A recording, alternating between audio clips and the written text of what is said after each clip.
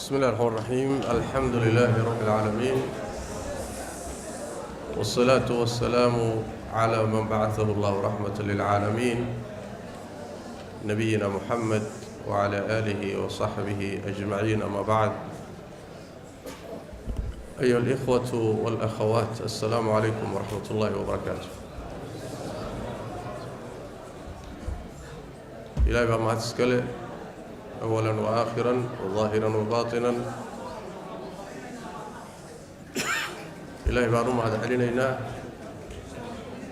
إن السيئي جانسكن إن السورة قليي إن السجن بعدنا مساجد كان أبو بكر الصديق سيك ستريت. إنه دورنا إن شاء الله تعالى وجدد إنه تهي إنه كفايديسنو wax ka dhageysano mashaayikhda iyo culimada siyaarada inoogu yimid ayna soo booqday. بعد الحمد لله تبارك وتعالى waxaan u mahadcelinaynaa mashaayikhda iyo culimada inala joogta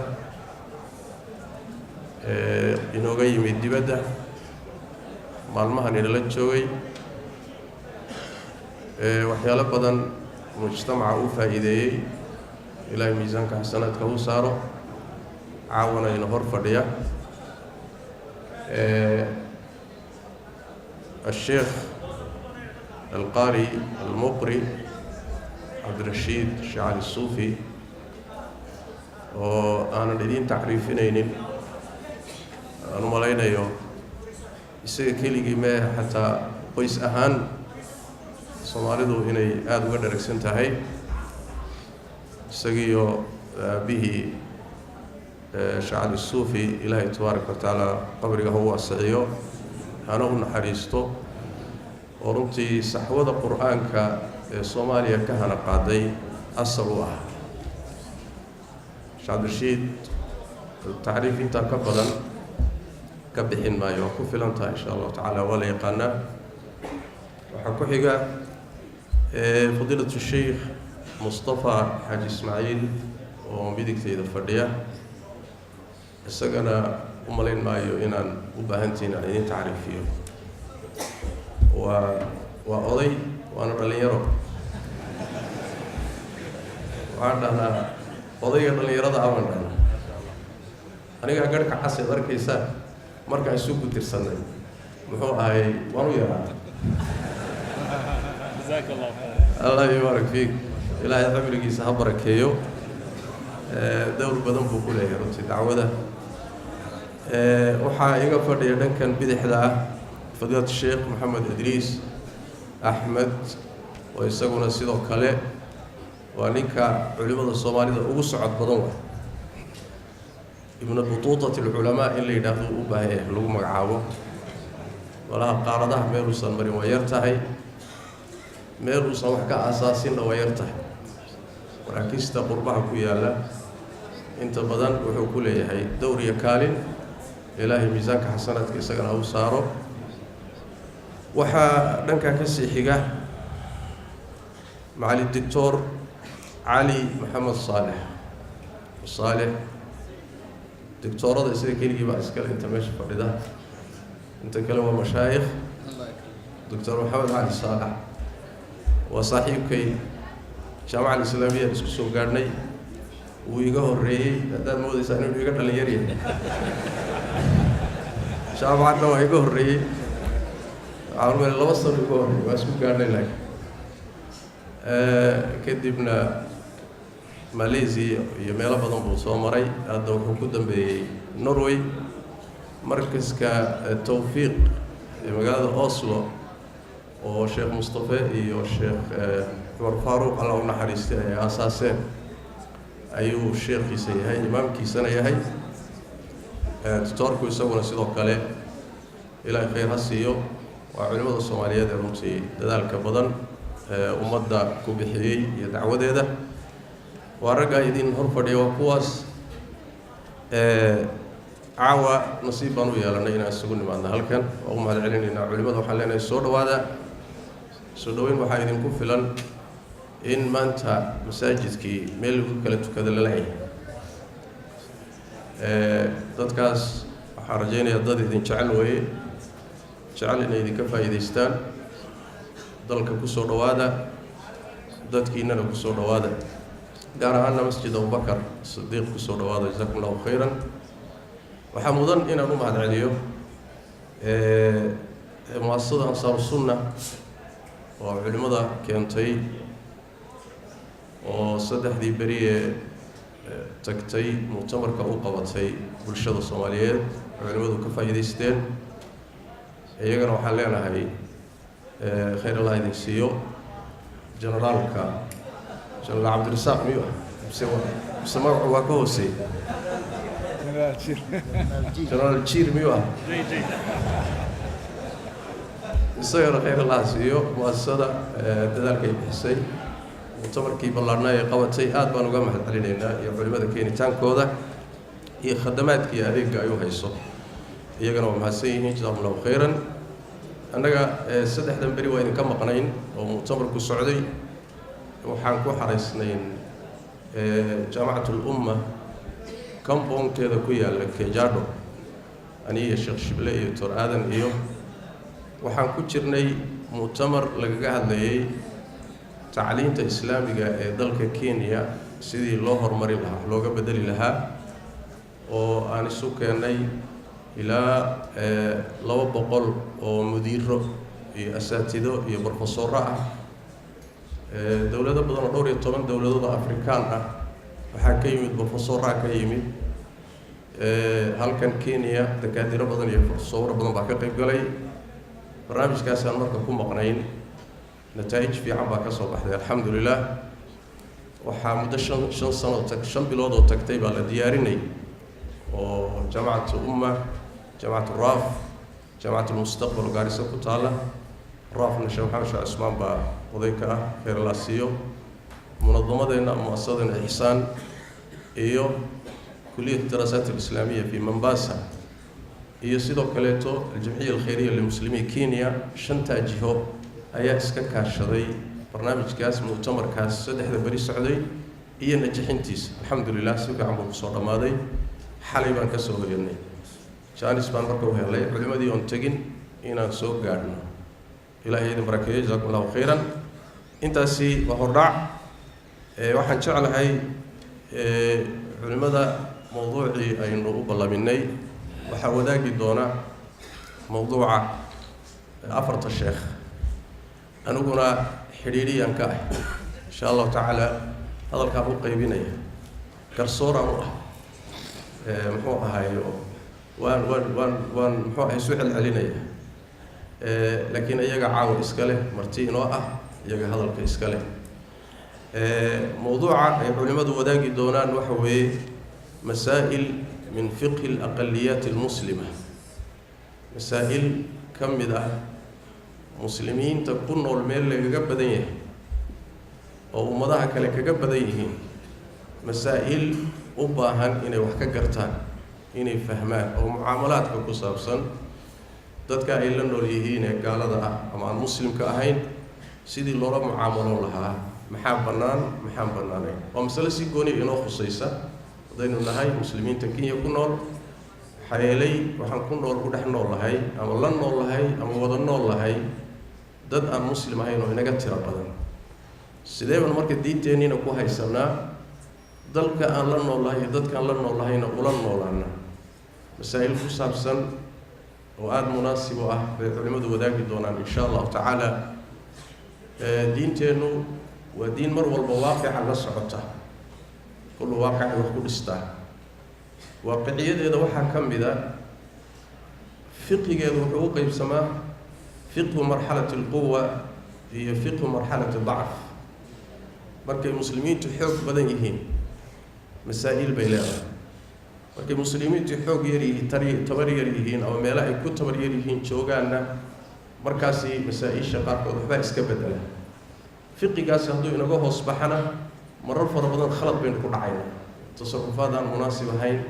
ayaynu ku dhacaynaa oo dhib inoo geysanaya marka mawduucaas qodobo ka mid ah bay culimadu wadaagi doonaan أفر محور أما أفر قضب أيان علماء كلا سين دونا قضب كوباد وحايسكاله فضيلة القاري المقري الشيخ عبد الرشيد وقال لي دونا إن شاء الله تعالى اعتزاز المسلم بدينه روح مسلم كا إنه دين تيسا مركو هيستو دريمو إنه شرف كليه وعزي شرف دريمو وحاكو إيقا ما دام أي لوسو دويهين عيده كريسماسكا في سنة كي عصبا عيدها تدك عن مسلمين تأهين عيده هذا مسلم كم حكا آدم محوكا قيب قيلي كرام مسلم كقيب قيلي كريم محام بنانين قضب كان وحا قادم دونا دكتور علي محمد صالح أي قادم دونا إن شاء الله تعالى وحا حيقي دونا قضب كأفراد صدحات درس كمسلم درس كوحديلا عن مسلم كأهين ما دام اللي وذا الدقين وقال لي مسلم ضل كان لقوة النولي درس كأن مسلم كأهين حقوق دي سمحيته الشيخ مصطفى حاج إسماعيل أي قضب كان قادم دونا إن شاء الله تعالى قضب كقدم بيا يمحور كقدم بيا وحا يلان دونا فضيلة الشيخ محمد إدريس ووحو قادم دونا محور كحكم التعايش مع غير المسلمين في إطار المصالح المشتركة تدكو هدي وذا النوليين قال يا مسلم waxaa jira masaalix ka shaqeysa ka dhaxaysa masaalixda ka dhaxaysa sidee bay isaga kaashan karaan ma sababnaan tahay dad aan muslim ahayn intay maslaxa kala dhaxayso inaad maslaxada iska kaashataan masaalix sameeyay ka dhaxayn karaan sidoo gaal iyo muslim masaalix ma ka dhaxayn karaan qodobkana waxa bislayn doona insha Allah ta'ala Sheikh Maxamed Idris waxaan doonayaa inaan ku soo dhaweeyo marka qodobka ugu horeeya maxwarka ugu horeeya فضيلة الشيخ القاري المقري عبد الرشيد الشيخ علي الصوفي اعتزاز المسلم بدينه فليتفضل مشكورا مأجورا.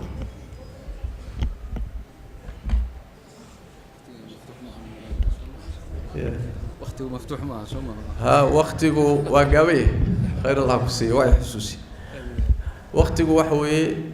ما دام وقته نوكو بيه هي 18 دقيقة هذا القارئ هم بيسان ويدي دعينا بارك الله فيك أيها قال هذا دو رافي دونا إيداي ما شاء الله بسم الله بسم الله السلام عليكم ورحمة الله وبركاته كورما سلي جزاكم الله خير كورما تومن كذا دقيقة هذا قرآن الذين أخرج وما في عمل مركب مشايخ هذين فسر القرآن كيو شو رأيكم؟ ما شاء الله ما شاء الله اللهم زد محبة وشرفا وكرما الحمد لله نحمده وأن هدانا للإسلام وجعلنا بفضله ورحمته من أمة خير الأنام وأشهد أن لا إله إلا الله وحده لا شريك له الملك العلام وأشهد أن سيدنا ونبينا محمدا عبده ورسوله خير من صلى وصام وقام سيد الأولين والآخرين ورسول رب العالمين وإمام المسلمين صلوات الله وسلامه عليه ورضي الله عن أصحاب رسول الله صلى الله عليه وسلم أجمعين وارض اللهم بخاصة الأئمة الخلفاء وارض اللهم عن الأئمة الخلفاء أئمتنا وساداتنا أبي بكر وعمر وعثمان وعلي وارض اللهم عن آل بيت نبينا الطيبين الطاهرين وعن أزواجه الطاهرات أمهات المؤمنين وعن المهاجرين والأنصار ومن تبعهم بإحسان إلى يوم الدين أما بعد فأعوذ بالله من الشيطان الرجيم بسم الله الرحمن الرحيم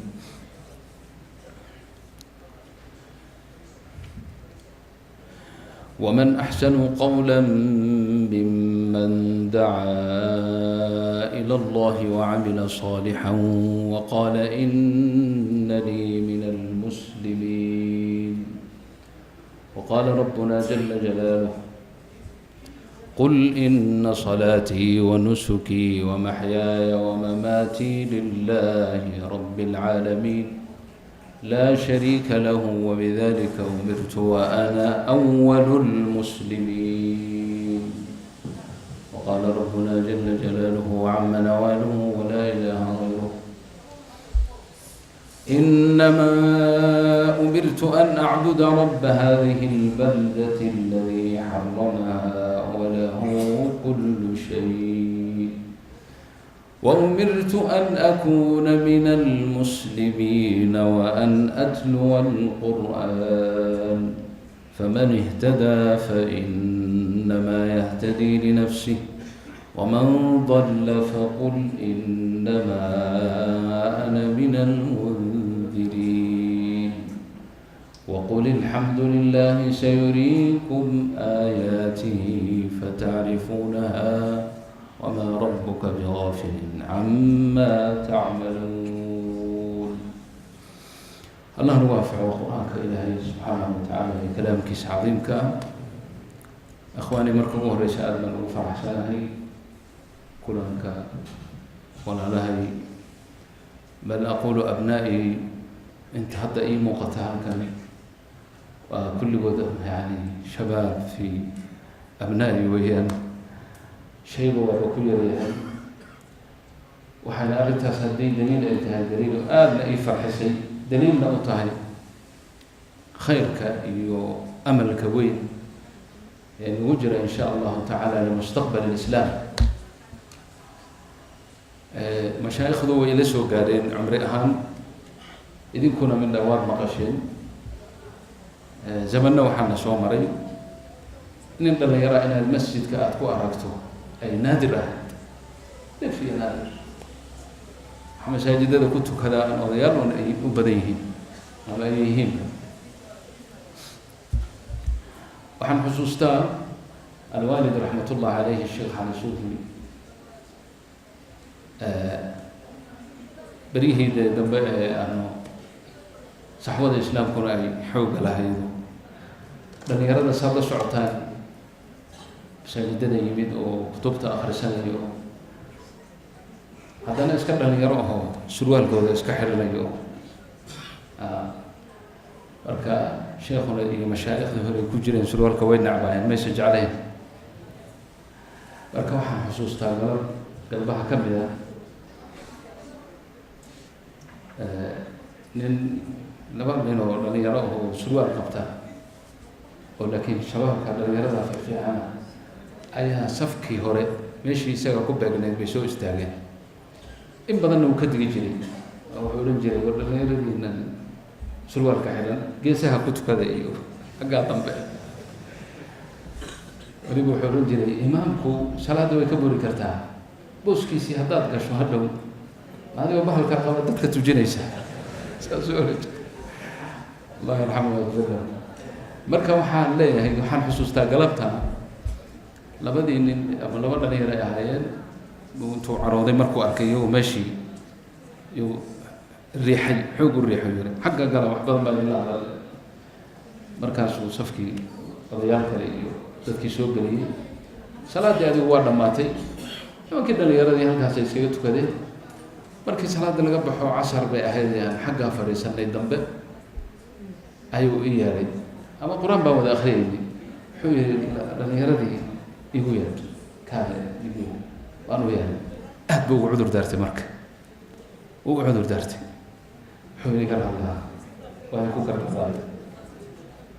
مناسب ما أهلنا أساس مرنا بيدين بوجلين يكون سرور كقبنا هرتو ماشي خشوت كتاني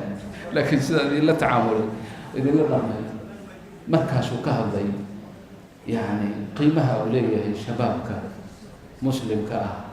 المسجد كي صلاة دي عبادة دي عمل مركز نعمة من الله عز وجل إخواني المسلم ما هو مسلم أن أسلم نفسه لله ربي جيبي وسبيبي إبراهيم عليه السلام يا ربي جيس اتفاق هشيس بعد أحمر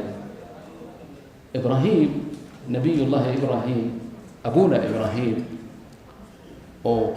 هو من سماكم مسلمين في بعض الأمام إلهي وأقوت المامين وإلهي أبونا إبراهيم وكسفه عليه السلام. إلهي وحكوية في سورة البقرة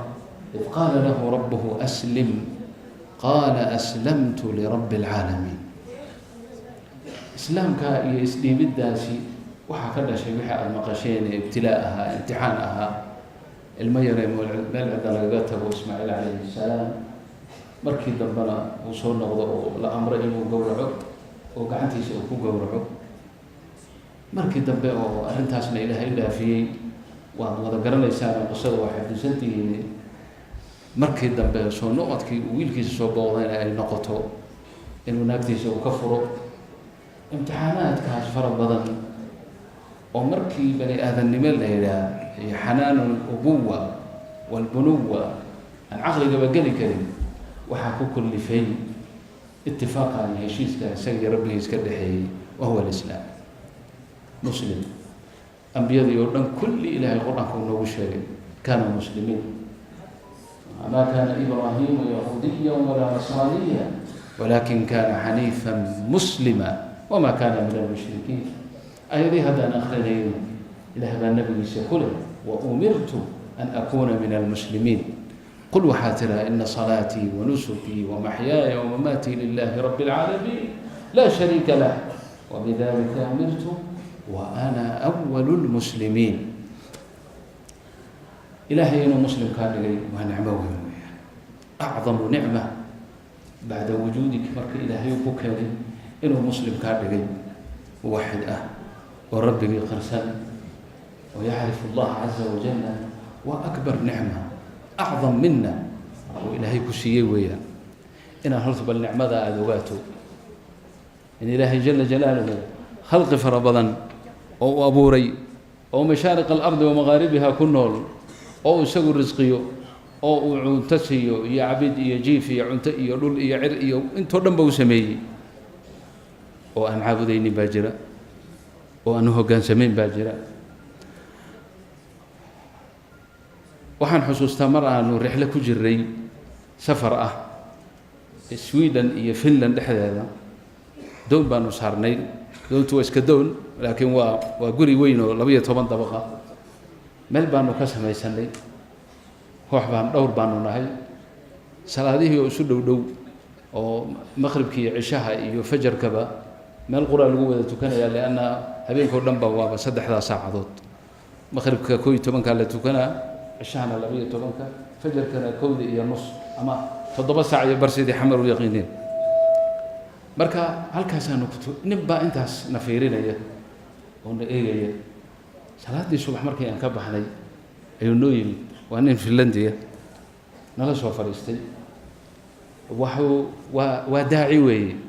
حنو يري ان ربي كان كو كفرنو وحو هذا الكيس كب الله باحترام هي تقدير واذا قدرنا واذا وينينا دينتنا والاحترام لكن انا waxay la tahay buu yiri sida ay la tahay maadaama insaanku yahay kan ugu sharaf badan adduunka in insaanku uunan wax ka weyn ba ma jireen wuxuusan arkaynin u khuduucin maxaa idinku bani aadama oo sharaftaas leh idinka dhigay inaad wajiga dhulka u dhigtaan cid kale marka ninkii mutarjimka ah waxaan ku yiri waxaad ku tiraa nagu wajiga waxaan u dhigaynaa rabbuna jalla jalaaluhu rabbigan muslimiin baan nahay ilaahay baa inuu soo dhiibnay halkaas marka isagii daaciga ahaa madcuu buu noqday oo annagii baa u bilownay darsigii baan u bilownay cadamadii ilaahay weynaantiisii baanu kala hadalnay sheeko dheer baana dhex martay marka dambe saaka socotaanba ضيق يعليني بقلان وحكو قسمنا هذا إني قران إنه إلهي جرو دي مركز الأدلة العقلية كلا هذا شو أحيانا كوير وحكم ده دون تنين تلك صبح كل يوم بالله أركم يسكروا ما يصلها ما يبي لو سنة قالت أو مركز الدون كان كون كان دول كان يعر كان مخلوقات كان بس كسم يسمي هذا مركز تنبو حوير وأبود باجرته أبود ده سواء دين يسموه وإلهي والله جل جلاله كان وجه دول كود إنه عابدينه إنه مسلمين ونهاي هو الله لا إله إلا هو وحكسوا قد بوحي محمد وعابدان وحن محمد معابدنا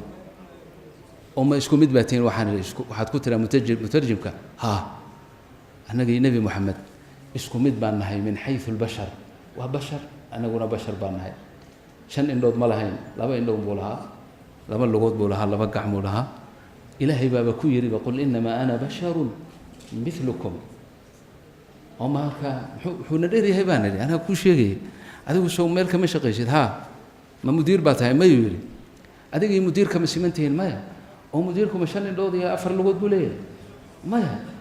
هو منصبك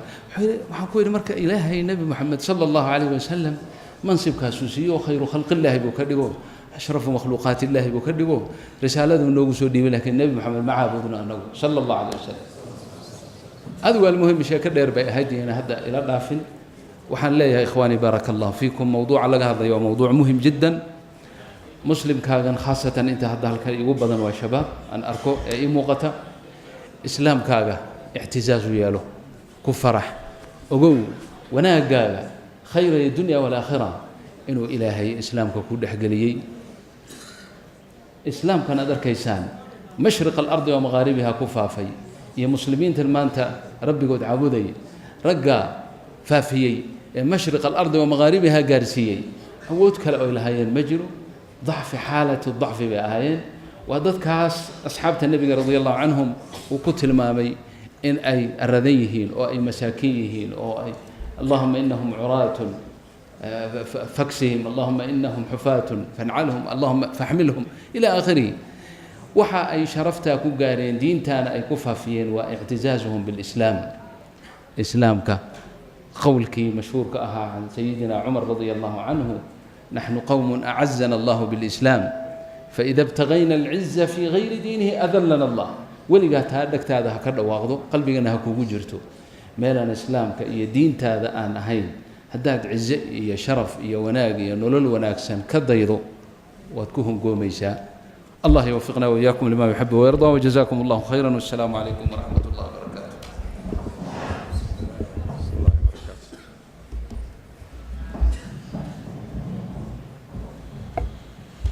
جزا الله الشيخ عبد الرشيد الشاعر الصوفي جزاه الله خيرا.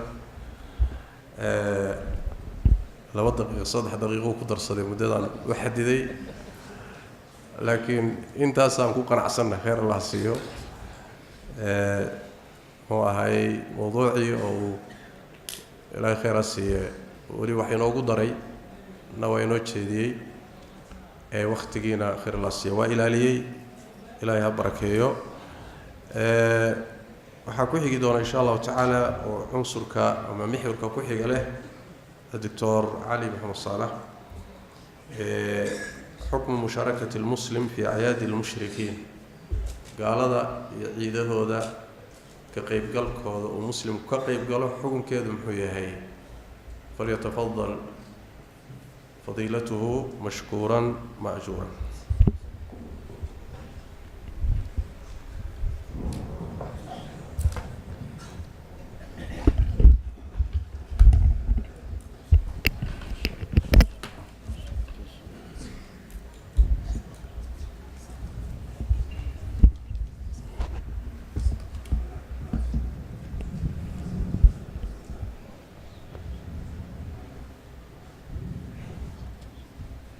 بسم الله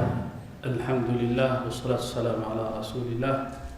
سيدنا محمد عليه أفضل الصلاة وأزكى التسليم. أما بعد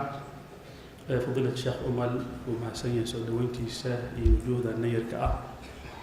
إنك الصوت ويري هذانا رفعان عن كألا أرنت الدأذة وأصلا نقندون إن شاء الله. أنت أين قد أدعين مسألة أي حكم كذا عنقنا هي قفك مسلم كأه مبدأ قوله جل وعلا ولن ترضى عنك اليهود ولا النصارى حتى تتبع ملتهم دقنين بهالكتار إنا للراعين ضمنا وآيات آخر كذا أنا قلت المامي لكن واحد اللي يقول لها يو هالكاكو مهر دونا وح الله وحي أي سمين كران أو الدين كين إذا كجساري كران oo aad kooda ku raaci kartaan bay sameyn doonaan waa qodob iyadoo haddana meesha ay taal man tashabbaha biqawmin fa innahu minhum qofkii qala isku ekeysay uu ka tirsan iyadoo ay taal haddana ogyihiin qofkan muslimka ah inuu ku bashqadaysan yahay aayadan digniinta culus wadata iyo xadiidkan sidan u kulul iyaga og waxay jiraan qolyaha waxbaa la marin karaa saa darteed mabda' qayaxan mayan la soo shirtagin intay yimaadeen lama dhihin ciidan ciida iyo kan ciida laakiin waxaa la isku dayey system cusub oo daboolan in caalamka marka la keeno lagana galo gaar ahaan laga gado wadamada muslimiinta ah nidaam waxaa bilowda leeyahay النظام عالمي جديد أو New World Order وحالا كان النظام كله globalization وحالا كان النظام كله اللي الأخوة الإنسانية وحالا كان النظام كله اللي interfaith أنت وحالا صعدا وحالا ربطتك المسلمين تا إن الله هلون الله صوم يفكر كين خلدان الدين كذا قصي كذا سادرت وحالا يري ورعيدها نيوحنا ولا محكو كلا دونها إنك مره maxaa yeelay idinkuna hal rabbi baad leedihiin innaguna sidaas oo kale aanu leenahay waddadii loo mari lahaa unbaa kala duwan waa meesha ay dhahaan saddex fakar ayaa ugu cadcad markay taagantahay adyaanka fakar ina leh inclusivism oo ah wax la leeyahay wixii oo dhan in la isku wado fakarkaa marka wuxuu qabaa in la yidhaahdo hebel aniga diinteedaan haystaa adiguna diintaadaad haysataa ما أردت إسنا دين تيسو هيستا سان أصو عن هل ربي بقى يسوق تجي دونا فكر كل هذا نوع على كنا ليه pluralism أو أدونا دين تاذا قاضي أنو تيدان قاضي يسوون تيسها قاضي نقول بالربي بقوله صدق ودوك لدول بالله كذب مسلمين تو حيت المام فكر كلا يقان exclusivism الاقتصادية الدينية ورهال وضو هل ربي بقى يجري مالك هذين فكر عاد مركو النقطة كذب أيها حل يريدك كان واحد كلي واحد يقول قلين كان واحد كلامها وعنو سمينا مسألة دي integration كهيد مسألة دي لوك عندها societies كأنه مركب باللون الضبط وحن مناسبة ما دام أنا كنت إنه وقت كريسماس إن الموضوع عن إير مركب بحنان تلمان رونانتي سادوكتهين وحلا ليها كريسماس كو يو أكتو الأثر كملا maxay isla dadka waxa kan u dabaaldegay ee la imanaya iyaga ku kala duwan haddii nimanka westernka ay aaminsan yihiin 25 December habeenka ay soo galisay subaxeed ila dabaaldegayo waxay aaminsan yihiin qolyaha Eastern Church-ga kaniisadaha sharqiga iyaga waxay aaminsan yihiin inay tahay 6 January bal waxay aaminsan yihiin soddonka bisha December axadda ugu dhow ayaa marka laga bilaabaya ilaa marka laga 6 qolyaha aqbaada ee Masar iyaguna degana waxay aaminsan yihiin marka la gaaray 29 keeg marka lagu magacaabo waa bisha afaraad ee kalendarkooda oo asalka cijriga laga soo qaatay walidaalika meel lagu soo hagaaga marka mala fakarkan marka asal ahaan wuxuu jiray wathaniyiinta ay qiineen nimanka wathaniyiinta oo waxa la caabudi jiray lagu magacaabo god of light ilaaha iftiinka iyo waxa jiray ilaaha alxasaad ay dhahan harvesting tiiba la soo qaaday innaga marka la noo keenay waxa la yiri waxa meesha 25 December bay ku bagnay in waqtiga halka lagu xadeeyana waxay ka timid markii la yiri nabi ilaahi aadam alayhi salaam iyo xawa waqtiga jannada laga soo bixiyay ba waqtiga ku beegnayd bay dhahay wala soo waday fakarka waxa la yiri si marka uu shaac u helo laba arrimo laba shay ramzi ah loo sameeyo shayga koowaad waxa la yiri horta geed baa la sameeyay shayga labaad waxa la sameeyay oday TV-yada ku aragtay soo dhar guduudan wata oo garcad leh oo dadka laga gadayo geedan asal ahaan wathaniyiinta iyagu caabudi jiray oo waxay leeyihiin waa shajaradii xaggaas waqtigii nabi ilaahi aadam waa la soo qaaday shajarada marka waxay sameyn jireen intay guriga dhigtaan bay waxay dhihi jireen nasiib baa na soo geli doona sida inaga biyaha ma aragtay biyaha badda guryaha ku dhigan oo kale isha isaga celin jirnay say dhihi jireen tii mid la mid marka sameeyeen way soo gudubtaa haddana waxaa la keenay odaygan Santa Claus amaba Nicholas ama Father of Christmas adigu magaca doonta sida Wikipedia ninka odaygaas la keen odayga marka waa khuraafa ana jiray waxa cajiiba mar 1986 shabaka telefisyooniya Ameerikiya mar istiftaa ay dadka weydiisay ay boqolkiiba 90 waxay qireen inay aaminsan odayga inuu jiro odayga marka waxa leeyahay waa oday ma aragtay hadda sida ay tilmaameen waxay leeyihiin North Pole ku degay Norway ku degay xaggaas meelaha ka dhigay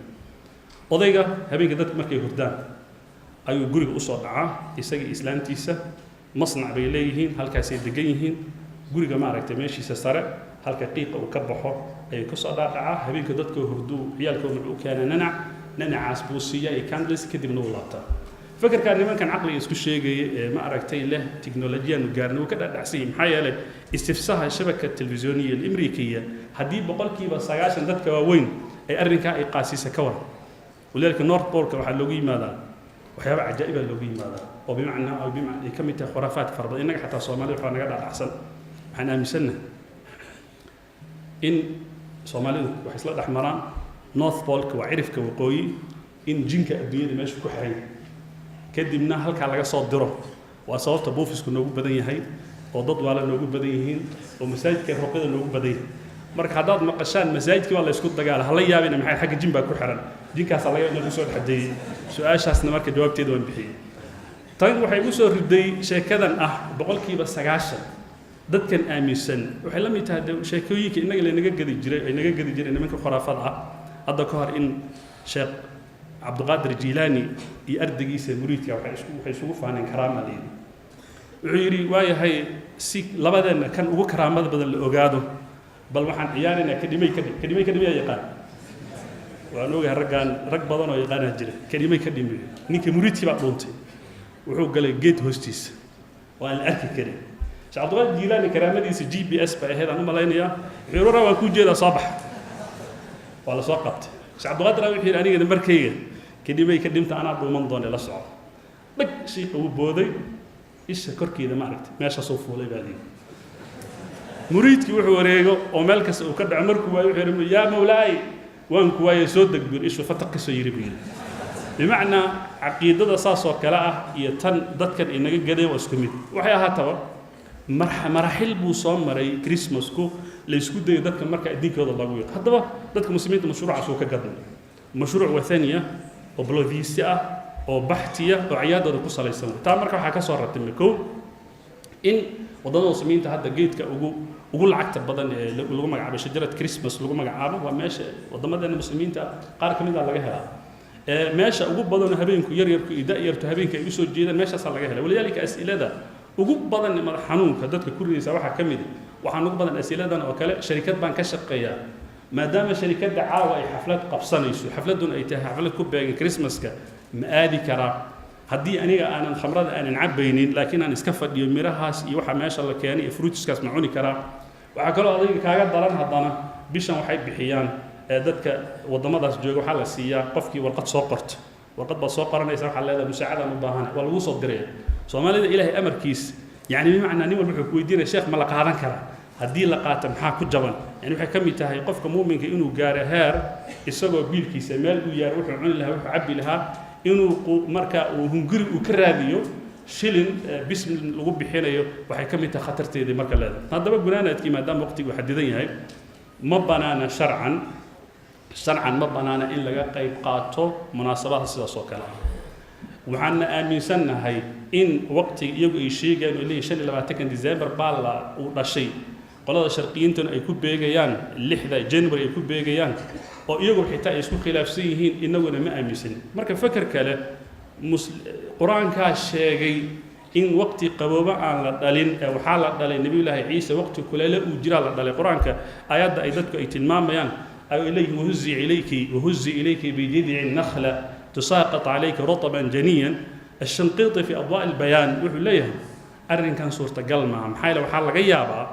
إن هيد مركي لو هزي إليك بجيد النخلة إن نوعا ما كرامة لو لجيدي يعني بمعنى كرامة سيدة واديقا تحتك سرينيا لو يرين أي كرامة وهي سيدة النبي الله عيسى ولي دبطل وهي وهلا أي كرامة وهي لا يصدح الحالات الجيدة وحال الله قلت له ما أركتي إن وقري عين إن لو لجيد إن قل إشي يكون قبوسة وحكى له لا مجيد بدليل بمعنى محيا عليه كلما دخل عليها زكريا المحراب وجد عندها رزقا قال يا مريم أن لك هذا قالت هو من عند الله إن الله يرزق من يشاء بغير حساب محيا وحي لين المفسرين فواكه ذا صبح ذا بش وقت سيف كأهنا وحي هلي جرتي ما عرفت وقت والبال هلي جري شته وبمعنى قبوبها وقت قبوبها أنا وحلل يعني بمعنى طاوح مجلسة كرامة قارو ولذلك الراجح وحوق بدن بيليه مركي يسو دران ديريان بحوث ولذلك قفك الربا فاهم إساكل بلدي بريطانيكا أو ردينيسا إيو إنجيل كودي لوقا إي ميثيو لبدا إنجيل أو ما اللهم قعب لوقا إي ميثيو أما لوقا إي ماثيو ولا بدا إنجيل وقف كولو وحي ليهن waxaan ay dadkanu isku aadinayaan sax ma bidaliil waxa la soo qaataa nas ku qoran luuqa ee isxaaxa labaad laga bilaabo 8 9 10 11 ilaa laga gaaro waxa ku qoran oo leeyihiin iyadoo raacigi meesha uu joogo ariga uu raacanayo taa marka waxaan ka qaadanaynaa bay dhahaan haddii qowsaa oo marka arigiisi meel ku foofsado oo uu daajisanayo meesha uu geeyo yani macna meeshaas cagaar baa ka jira doog baa ka jira naq baa ka jira saa darteed waxay leeyihiin waqtigaas ugu beegeen waxaa saraajaxisay culimmadu ay tilmaamayaan ama inay noqoto August ama inay September noqoto qolyaha la January 6 inaysan sax ahayn qolyaha la December 25 inay sax ahayn mar haddii wuxuuna aanay sax ahayn maxaa markaa noogay waxaan leenahay marka nabi ilaahi ciise inagu nagu weyn yahay waa rasuulullah wa rasuul ilaahi uu soo diray alayhi salaam la nufarriqu bayna ahad min rusulihi yani bimacna in aan taasirta aaminno way laakiin waxaan leenahay waxa kan in loo dabaaldegaayo nabiga sallallahu alayhi wasallam tiisuuba diiday tan kale maxaad u malaynaysaa isaga biiri la tadruni kama atarat an-nasara ciisa ibn maryam isaga biiri mid kale maxamed noogay halka markii inaan fahamno hadda ka hor markii ay bilaabatay nabi maxamed in wax laga sheegay karakterka yurub meelaha aanu joogno iyo aad ay Denmark iyo meelaha aragteen nabiga sallallahu alayhi wasallam laga sheegay nin Soomaaliya oo darsiga fadhiyay aad u qiirooday wuxuu sheekh hadii la galay nabigeen ka waran haddaan ciise ku bilowna buu annaga aan geeska gelinay nin ragu ah wuxuu rabay inuu iska celiyo laakiin nabi ciise alayhi salaam illa iska celiyo ma halka markii kelimadan ku soo gabagabeynaya barakallahu fiik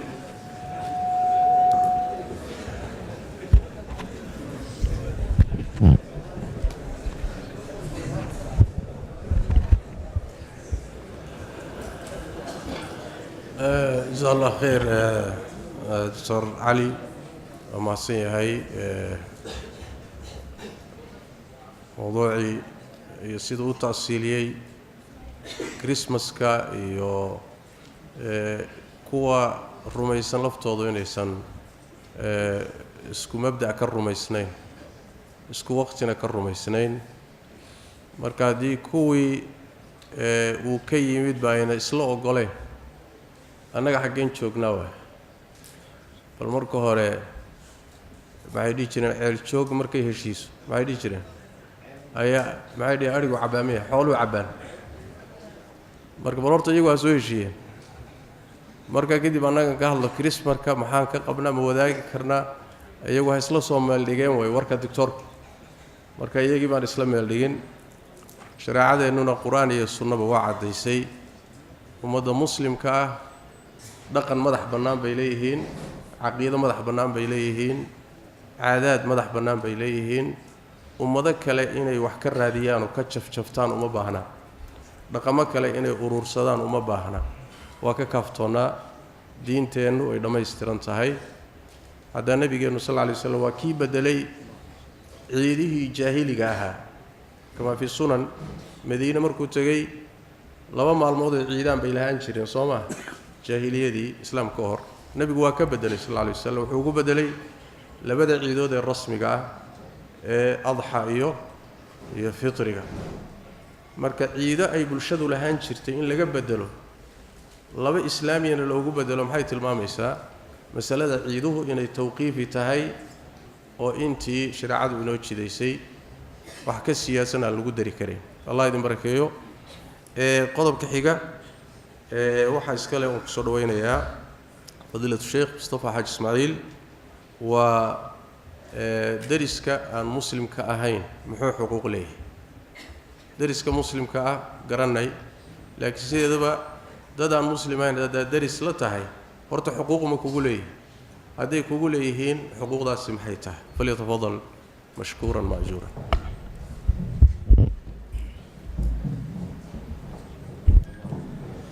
بسم الله الحمد لله والصلاة والسلام على رسول الله يا شيخ فضيلة يا شيخ الشيخية من ما هي معلم أنا هاجر هذه تايتل القاضية أنت كذب شاركو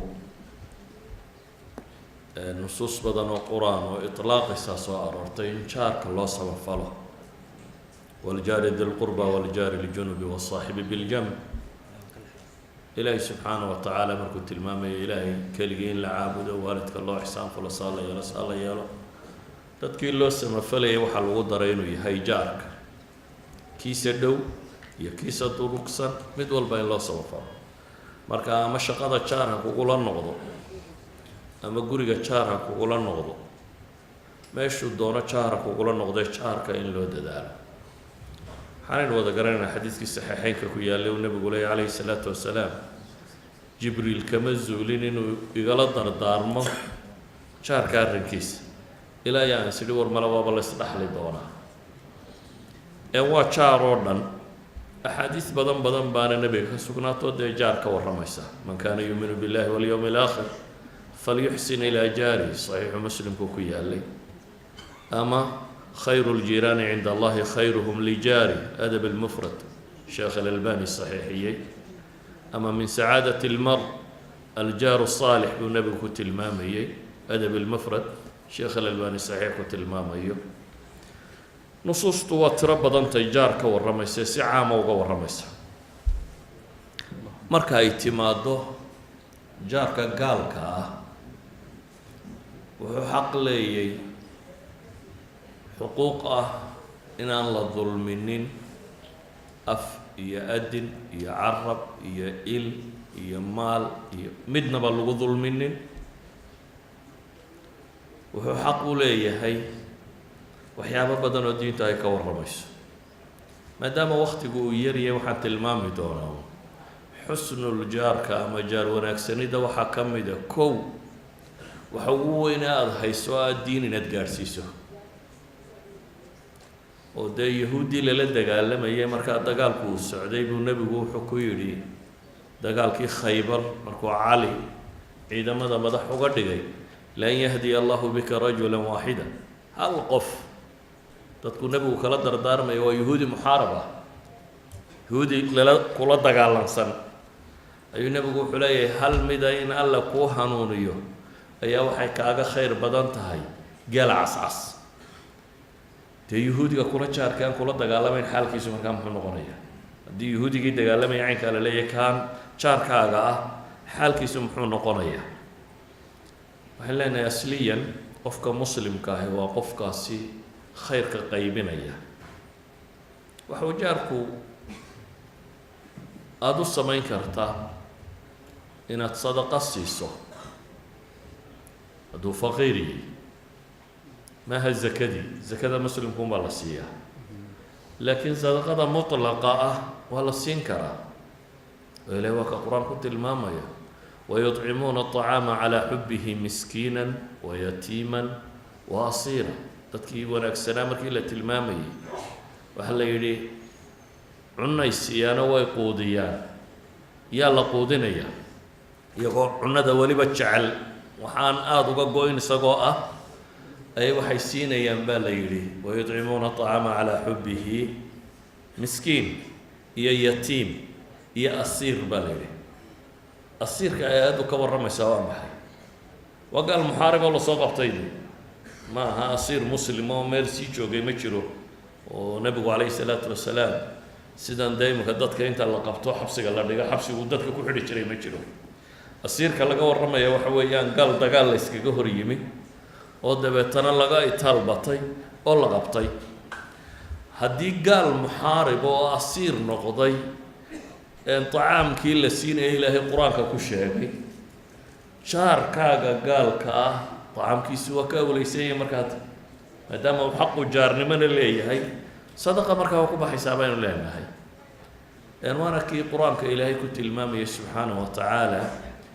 asmaa bintu abi bakr markii hooyadeed oo mushrikadii bacda sulxi xudaybiya ay u timi ilaahay uu ka warramayo laa yanhaakum اllahu can aladiina lam yuqaatiluukum fi اddiin ilahay leeyahay alla idinkama reebayo kuwa aan diinta idinkula diririn guryihiinana idinka saarin an tabaruhum wa tuqsituu ilayhim in allaha yuxibu lmuqsitiin inaad u samafashaan oo aada xidhiidhiso nebiguna markay u sheegtay xidhiidhi buu ku yidhi afaasiluha markay weydiisay su-aasha ah nebigu calayhi salaatu wasalaam xidhiidhi buu yidhi idan jaarku diin waa loo sheegayaa sadaqo iyo hadiyad iyo wax wanaagsan waa la siinayaa mucaamalada caamka waa lala yeelanayaa waxaynu ognahay nebi maxamed ba inuu geeriyooday calayhi salaatu wasalaam isagoo diriciisii dagaalku uu marhuun yahay cinda yahuudiyin idan hadduu jaar noqdona fa huwa awla mucaamalada ama tijaariga ama wax la isweydaarsanayo waa lala yeelanaya. jaarnimadu waxay leedahay baynu leenahay markaa inaad jaarkaaga carabkaaga ku dhibin oo maagin oo wax ka sheegin. waxay leedahay inaad isha ku dhibin. ishu dee jaarka lama khaawiso hadda soo taqaaniin isagoo aan ku arkaynin inaad hablahooda ama guriga dadka jooga ama waxaasi aada meelaha ka egeegto laa yajuusu sharcan. waxaa ka mid a inaan la dhegedhegaynin, inaad dhigta u dhigin. waxaa ka mid ah nebigu calayh isalaatu wasalaam dunuubta waaweyn waa kii ku tilmaamayay an tasniya bixaliilati jaarik, jaarkaaga inaad ka sinaysato. waxaa ka mid ah inaan gacan lagu dhibin. idan dulmi dhammaantii oo dhan inaan jaarka loola imanin baa muhiima. waxaa ka mid ah wixii cawradiisa in la asturo. waxaan leenahay markaa xuquuqda waxyaabaha spesifiga ah ee shareecadu ay reebtay qofka gaalka in loola yimaado unbaa hadhaya. maalan sidii salaantii oo kale inaad kaga horeynin. salaanta waa tii assalaamu calaykum ahaa tan faranjiga, laakiin u malayn maayo inay dhib leedahay. morning iyo kuwaas sidee salaan ileen maaha, iska warramadu ma filaya inay mashaakil ku jiro, laakiin waa salaantii islaamiga ahayd ee assalaamu calaykum waraxmat ullahi wabarakaatu. jaarku wuxuu xaq leeyahay haddii mayduu ka dhinto inaad tacsiyeyso, laakiin tacsiyada lama socoto intii aada qofka muslimka ku odhan jirta ahaa maydkiina allah u naxariisto iyo dembigiisa allah dhaafo, taasi lama socoto. laakiin adiga sabir ha lagu siiya iyo khulfi ha lagaa siiya iyo wanaag ha la helo, dhib maaha. jaarkaaga waad u ducayn kartaa, laakiin hidaayo iyo waxyaabaha dunawiga haddaad ugu ducayso dhibi kuma jirto. oo nabigu calayhi salaatu wasalaam abu hurayre hooyadii dee oo mushrikada waa kii u ducaynaya laa ilaahu hanuuni, ama reer dows oo dhanba markay diinta soo geli waayeen qabiiladaasi ee loo yimee la yidhi nimankaas waa niman dhib badane waxaanu rabnaa in aada habaarto. nabigu calayhi salaatu wasalaam ma habaarin, allahuma hdi dowsan waatinii bihim buu yidhi, ilaahow reer dows hanuuni oo ii keen. marka waxaan leenahay dacwo aada faafisana cidda ugu xaq mudan leh ee waa jaarka iyo dadka kan. booyasadiina diinta ma u sheegtaan idigu isagoo ku shaqaysataan? booyasada waxaa la yidhahdaa tan gurigeeda ka shaqaysta maxaa tidhahdaa? antig. okay, antig waa af sawaaxili miya? waa kelmad cusub aan bartay. sawaaxiliga dhowr eray baan aqaanaa imika. okay, antigaasi miyaa adeegsataa mise wax kale u sheegtaa? ya waxay ahayd inaad diin u sheegtaan, adeeg qura maaha. nebigu calayhi salaatu wasalaam ilmihii yaraaye yahuudiga hayay u shaqaynayay muxuu ka yeelay markii la yidhi wuu xanuunsanaya? inuu u tago oo diin uu u sheego oo aabihii yidhaahdo atic abalqaasim aw dabeetana islaamnimo ku dhinto, oo uu nebigu ilaahay ku mahadiyo inuu ilaahay kaa naar ka badbaadiyey. idan waxaan kusoo koobaya maadaama waktiga wadaadku xadiday yar yahay, nusuusta caamka ah ee jaar ka warramayso oo dhan waxyaabaha yar ee nusuusta sharciga reebtay mooyaane jaarku uu soo gelaya, sawaan kaana kaafiran aw musliman, midku doonaba ha ahaadee. xuquuqdaasi dheeraadka ee gaalka kaa fogna aanu lahaynna wuu kugu leeyahay ee ah xusnuljawaar dhammaantii. waxaan ku gabagabaynayaa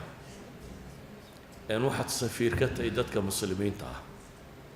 dadku qalbigaaga waxa ku jira ma oga, laakiin dhaqankaagay ama ku islaamayaan ama ku didayaan. dadka saad ula dhaqanto ayama islaamnimadii ku soo jiidaysa ama didinaysa. idan jaarkaaga haddii aanad dhibin, nabigu calayhi salaatu wasalaam wuxuu yihi jannada ma galo qofka aanu ka nabadgelin jaarkiisu bawaa'iqdiisa. xadiidkii muslim, qofka aan wallahi laa yu'min wallahi laa yu'min, xadiidkii kale bukhaari. waa kee bay yidhaahdeen ilaahay rasuulkiisiiyo kaasi jabiye? waa ka aanu jaarkiisu dhibtiisa ka nabadgelin buu yidhi. idan waxaan leenahay jaarku ama gaalahaada ama muslim ha ahaadee dhibtaada horta waynu ka nabadgalaa. oo dulmu nnaas ma bannaana. khaaliqi nnaasa bikhuluqin xasana halkan bay noo taallaa. hadduu jaarnimo markaa helayna xuquuqdii jaarnimada ee dheeraadka ahaa ee uu samafalka ahaa buu leeyahay waqtigiina malaa 30 sekond maan dhaafay halkaa ku joojiyo asalaamu calaykum waraxmatullah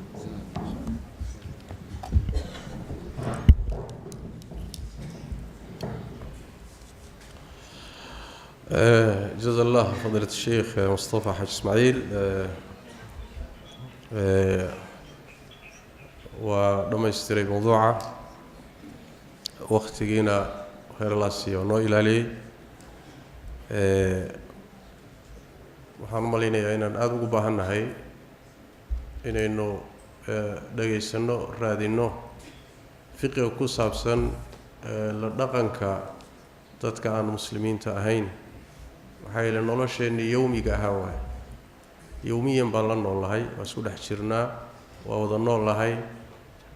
dal iyo deegaan iyo dowlad iyo wax badan baa inaga dhexeeya waxna waa ku kala duwannahay marka fiqigaasi waa fiqi aada muhiim u ah dad fara badani waxay ka rumaysan yihiin marba hadduu gaal yahay soomaalidu waxay rumaysan yihiin gaalka meeshaad ku aragtaba xoolihiisana waa la qaataa haddaad dili kartana waa la dilaa isagoo gaalada u kala soconay baynamaa diinteennu ay gaalada noocyo ka dhigtay axkaam kala duwanna siisay aad buu sheekhu mahadsan yahay jazahu allahu khayran mixwarkii ugu dambeeyey ayaan doonayaa inaan kusoo dhaweeyo fadiilatu sheekh maxamed idriis axmed xukmu tacaayush maca gayri lmuslimiin fi itaari almasaalix almushtaraka danaha guud ee ka dhaxayn kara gaale iyo muslimiin wada nool danaha guud ee ka dhaxayn kara iyo say ku wadaagi karaan ma wadaagi karaan dana ma ka dhaxayn karaan sayse ku wadaagi karaan فليتفضل مشكورا ماجورا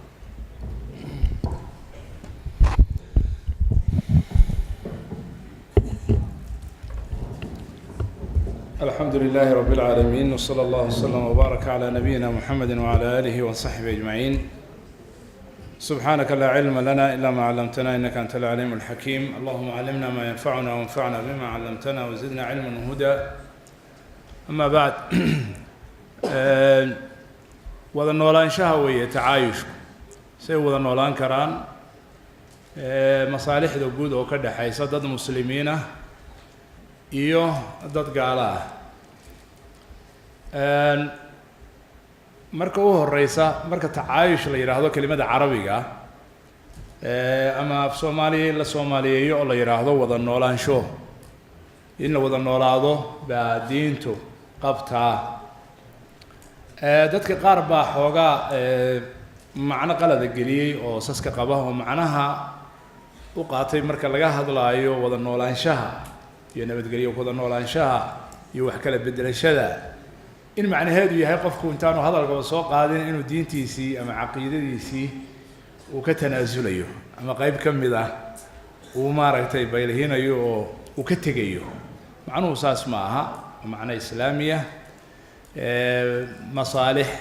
أي وداعان ذاتك بني آدم كجودهان إلهي سبحانه وتعالى أصل كود واحد كيه قرآن كريم كأهنا ويكون عضهاي أي وداعان باكر قرآن كريم كأحمد والبنا قرب التوجيهية سنة واسطة سوكر بالمثال هذان إذا المام قرآن كريم كواحد بدن كو أركيسان إلهي سبحانه وتعالى مركو هذا الكوتشي دين يدتك iyo ahkaamta ama waanooyinka laba khitaab oo ah ya ayuha alladhina aamanu iyo ya ayuha an-nas ya ayuha alladhina aamanu hadalku ku socdaa kuwa ilaahay rumeeyay iimaanka laga helay ya ayuha an-nas marka la yiraahdana dhammaan ilma aadan oo dhan buu ku socdaa gaal iyo muslim sidaas oo kale waxaad arkaysaa qul lilmu'miniina ya oo macnaheedu yahay mu'miniinta xukunka asaas iyo sidaas oo sheeg ama waxaad arkaysaa qulu linnaasi maxay tahay caam مثلا qulu linnaasi xusnan ya hadal wanaagsan dhaha dadka ha marka taas waa qodobka labaad معاملك مسلمين تا إيو قالدا laba nooc buu noqdaa mar waxa weeye meel muslimiintu ay ku badan yihiin gaaladu ku yar yihiin oo gaaladu iyagu la nool yihiin muslimiinta axkaam bay leedahay mar waxa weeye muslimiinta ayaa yar oo waa meesha hadda halku dhega yani muxaadaradu ay ahayd ama nadwadu oo ah alaqaliyaat baa leeyahay almuslim axkaam gaar ay leedahay iyaduna waxaa ka badan gaaladii waxaa bayaxa yar muslimiintii oo ku dhex nool gaalada mid walbaba xukunkeedu leeyahay mararka qaarkood waxaa dhaca dagaal muslimiinta iyo gaalada dhexdooda ah axkaam buu leeyahay marna nabadgelyo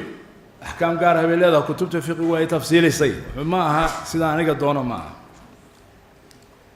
gaalka laftigiisa muslimiinta la nool ama ay wada nool yihiin isaga laftigiisu isku heer ma aha axkaam kala duwan buu leeyahay mar waa xarbi waa dagaal kaala dhexeeyo oo meedaanka aad dhufayska isugu jirtaan oo meedaan ku dagaalamaysaan oo ilaa aragta idinka dhexayso mar waa mustaamin waa mid adiga ku magan galay mar waa mucaahid waa mid cahdi iyo ballan iyo idinkula jira ya mar waa dhimmi waa mid muslimiinta ku hoos nool xukunkooda ku hoos nool oo yani maaragtay axkaam mucayana leh marka isaga laftigiisu sidii hadduu sheekhu sheegaya axkaam mucayana oo badan buu leeyahay taasna in la ogaado waay oo halkan laguma tafsiilin karo waxaan rabaa si guud ahaaneed marka inaanan meelaha sare idinku wareejinay saddex maslaxo baa nagala dhexaysa gaaladaan la noolnahay saddex maslaxo waaweyn ayaa naga dhexaysa tusaalena waan soo qaadi oo waxaan ka soo qaadi Kenya oo aan hadda ku noolnahay si aanan hawadaas isaga hadleen su'aalo meedaan ayaan ku imaan saddexda maslaxo midi waxa weeye waa dacwada adigu muslim haddaa tahayba daaci baa tahay ama sheekh ahaw ama sheekh ahaan macallin ahaw macallin ahaan xaafid qur'aan ahaw ha xafidsanaanin sidaadaba daaci baa tahay waxay kaala dhexaysaa maslaxo qofka dacwadii u jeedinayso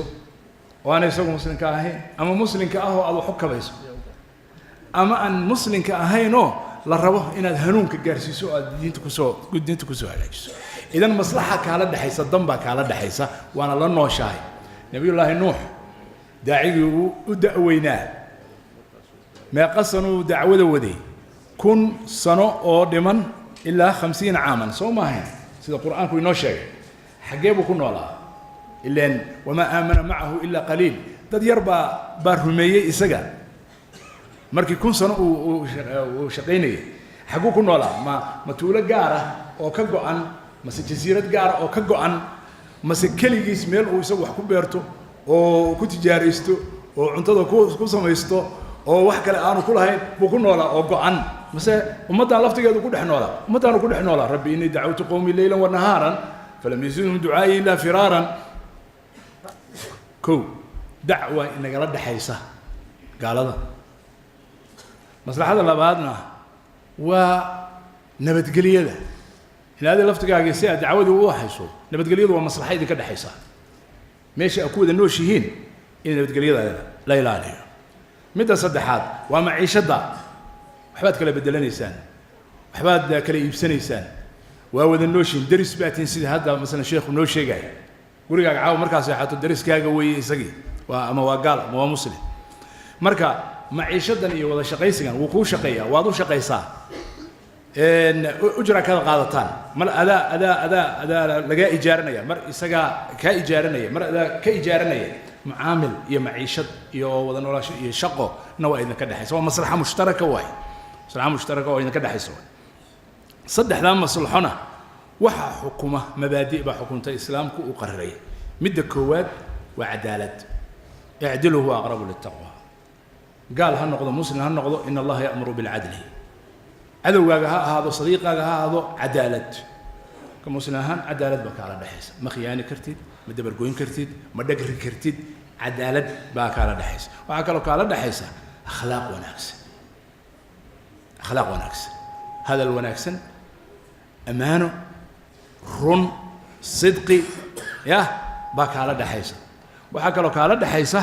وقضبك الصدحات وهم معاملات كينا حكومة حكمة دعوة الجيدينيش وين الحكمة كل سنة ادعو إلى سبيل ربك بالحكمة kelimad macaan tusaale wanaag hadal xikmaysan inta haddaan ka soo gudbo qiso ayaan tilmaamayaa marka sheekhu jaarku ka hadlaya hadda soo maaha dacwo maslaxadeed inay nagala dhaxaysana gaalada waan sheegay nin Soomaaliya ayaa guri wuxuu ku lahaa wadankan Kenya meel ka mid ah gurigiisa waxaa deganaa nin gaal ah iyo carruurtiisa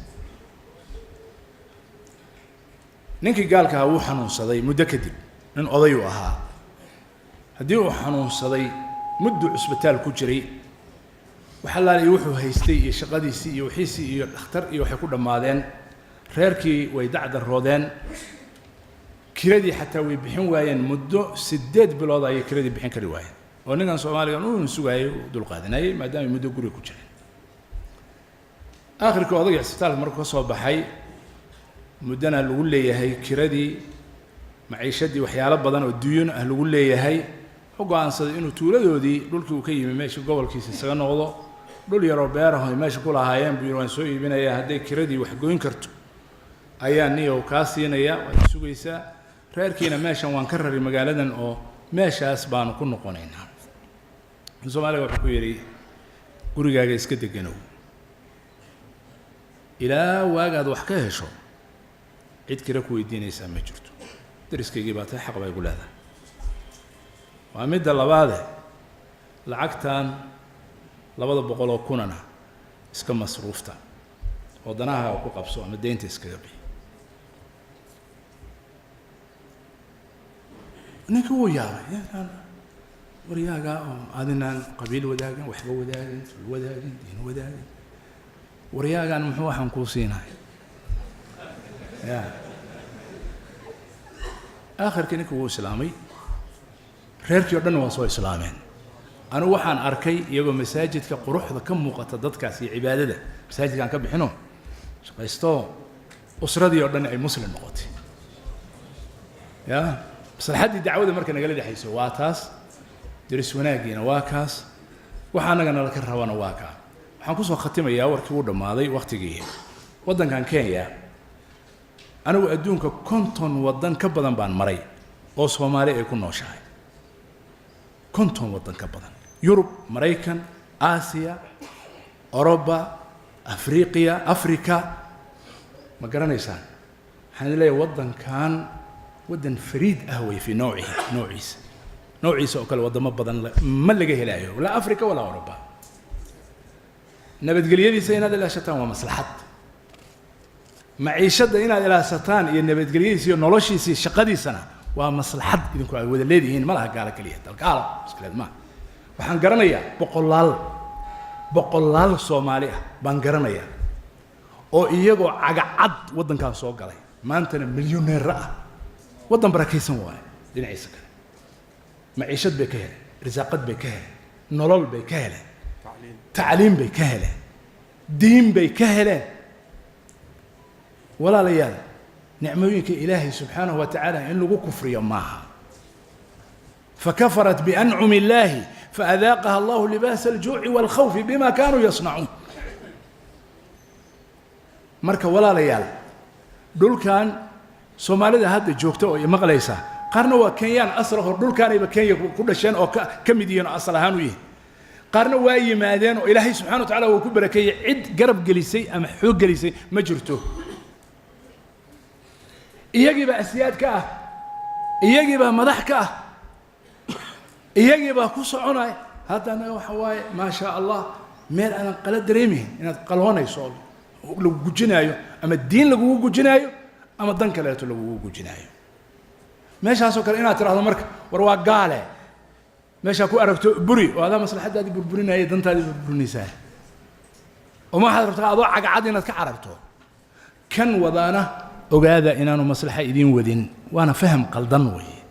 قلدنوي كي وطه وقال بربري لولكي سجبي بهالكي سجبي هل موسمي وحاسو وحصح ما إسلام كوحو قبنا مصلحة إن قال حيث الدينات مصلحة الدنيا وأمني هي معيشة لا بد إن قال حيثها إلى لأنه مصلحة دعوتنا إننا كصوبحين واجب كني ما اللي يدين دي دعوة في ذكرتان ما اللي يدين يري دتك الدين وقوم يري كرتان ما اللي يدين يري dowladda Kenya inta idin la hadashay ama macadu ma idin tiri ma ugu yeeri kartaan cidna islaamka maxaad ku cadaaweynaysaa marka adiga Indonesia waa 200 oo milyan oo muslimiin ah dagaal laguma furin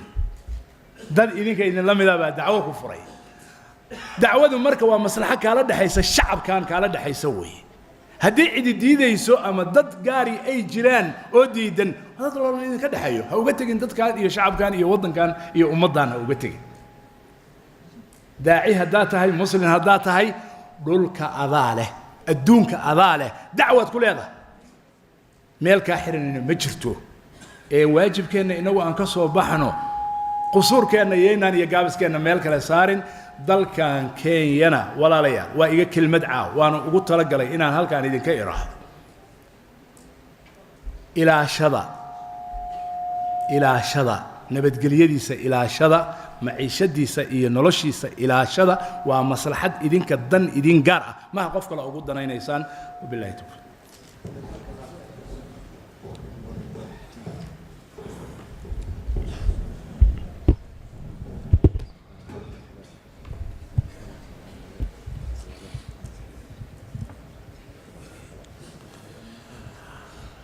جزا الله خير جزا الله فضيلة الشيخ محمد إدريس خير الجزاء موضوع عاس محانا قال نحي كرا ضد قالها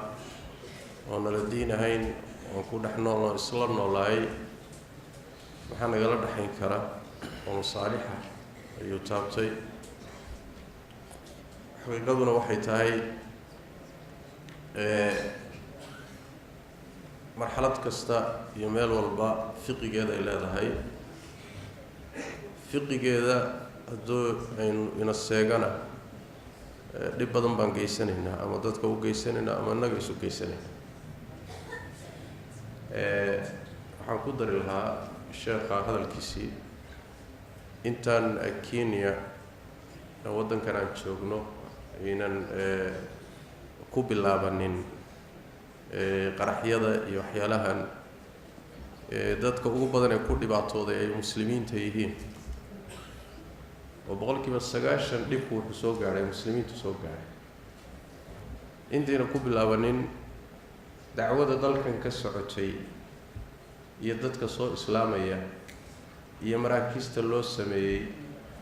iyo dadka saddexdii biloodba laga saarayo koorasyada laga saarayo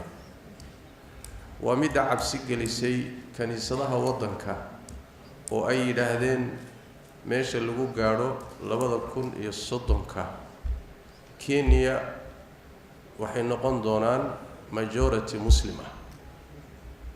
mayna qarinin sababtuna waxay ahayd sidii loo soo islaamay barnaamijkii waxa ku dhacay hadda isbedel weyn waxaana keenay تصرفاتكي waxba soo kordhinin fudaydkii طيشka iyo fiqi xumada ku saleysnaa oo ay ku kaceen dad inaga inagu abtirsada waxa timid maraakiistii dadka wax lagu bareeyay soo islaamaya in la wada xidho waxa timid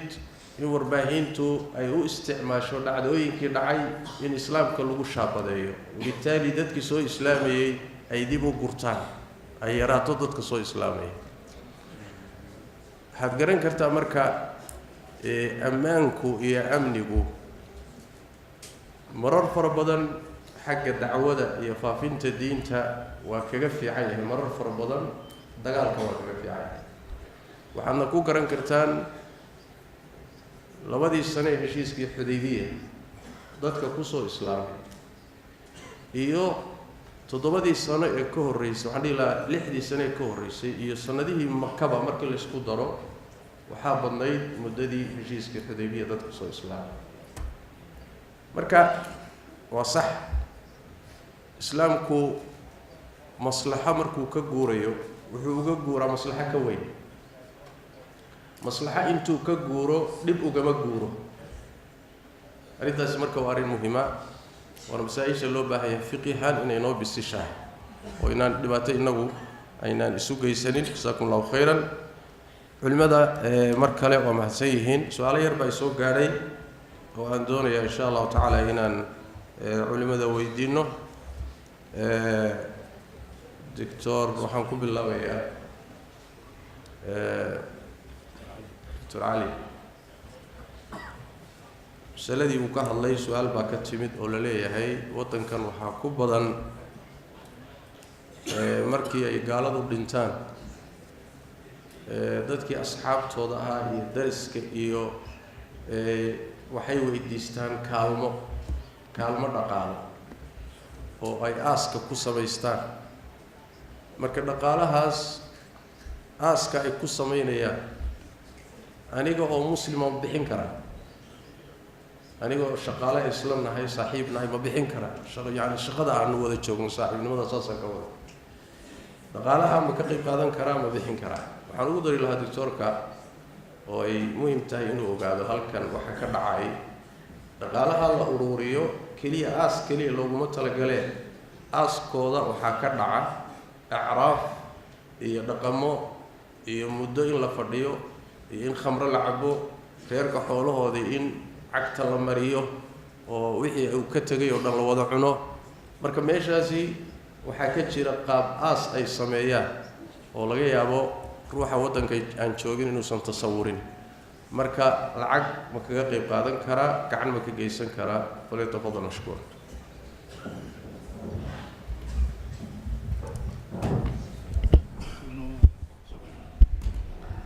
بسم الله الحمد لله والصلاة والسلام على رسول الله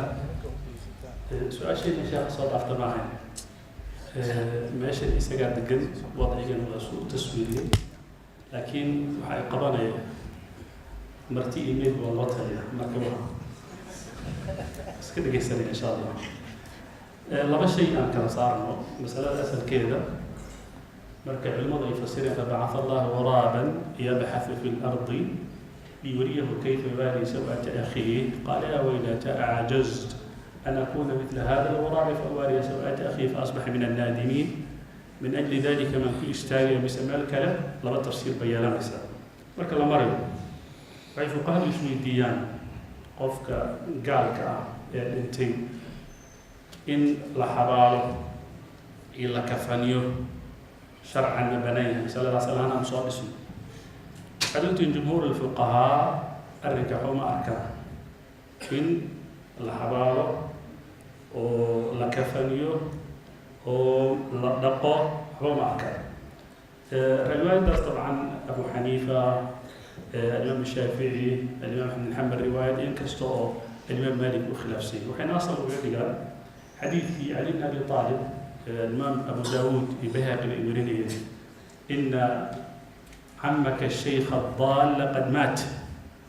علي بن أبي طالب به وكوضه يا بنتي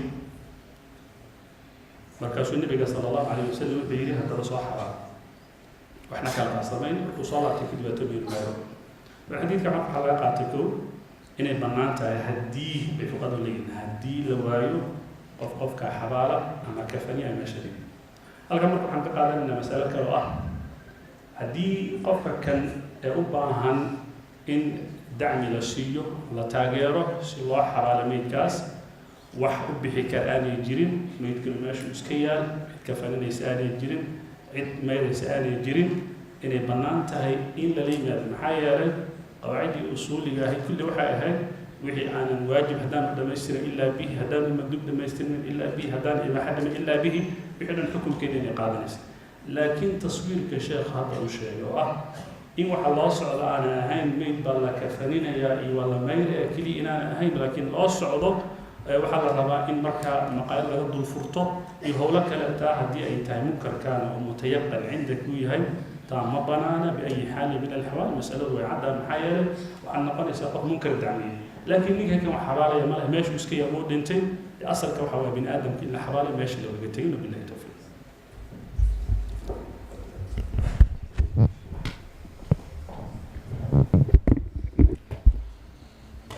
جزاكم الله خيرا هل السؤال بان culimada weydiinayna kadibna fadhiga waa xidhaynaa insha allahu tacaala salaada cishaan joognaa marka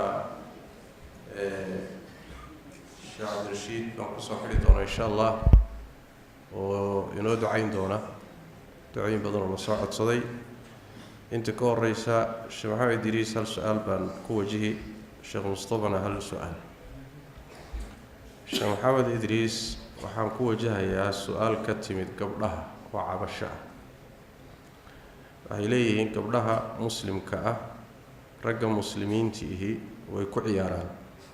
soomaalida waa waxay ku dareen ragga hala wacdiyo culimooyin ragga wacdiya raggii gabdhaha waa ku ciyaareen sheekh maxamed waxaan su-aasha ugu dooray waxoogaa khabiir buu ku yaryahay dhankaasaga marka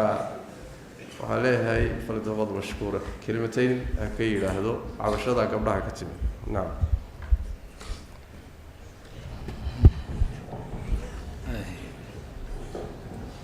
alxamdu lilah si guud ahaaneed bay su-aashu yani lainoo weydiiyey oo ah raggu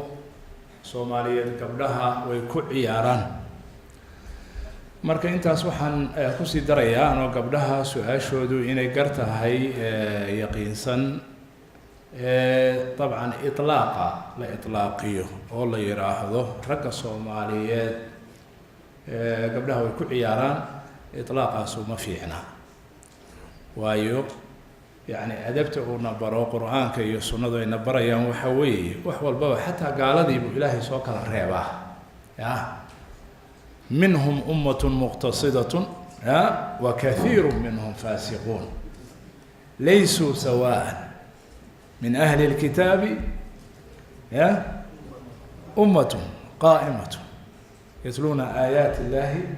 ana alleyli wahum yasjuduun yani iطlaaqu ma fiicna laakiin waxaan ku raacsanahay hadday odhan lahayd niman badan oo soomaaliyeed in badan oo ka midihi gabdhaha way ku ciyaaraan arrinkaas waa la waafaqaynaa waa sax weeye wax badan baa ka jira inta anigu kolley aan ka ogahay ha noqoto dhinaca guurka marka uu bilaabanayo oo si fudud gabdhaha lagu qaato ama lagu khiyaamo ama looga baxo arrinta dumarkuna sidaan ognahay waa yani ducafo waaye asal ahaan daciif waaye yani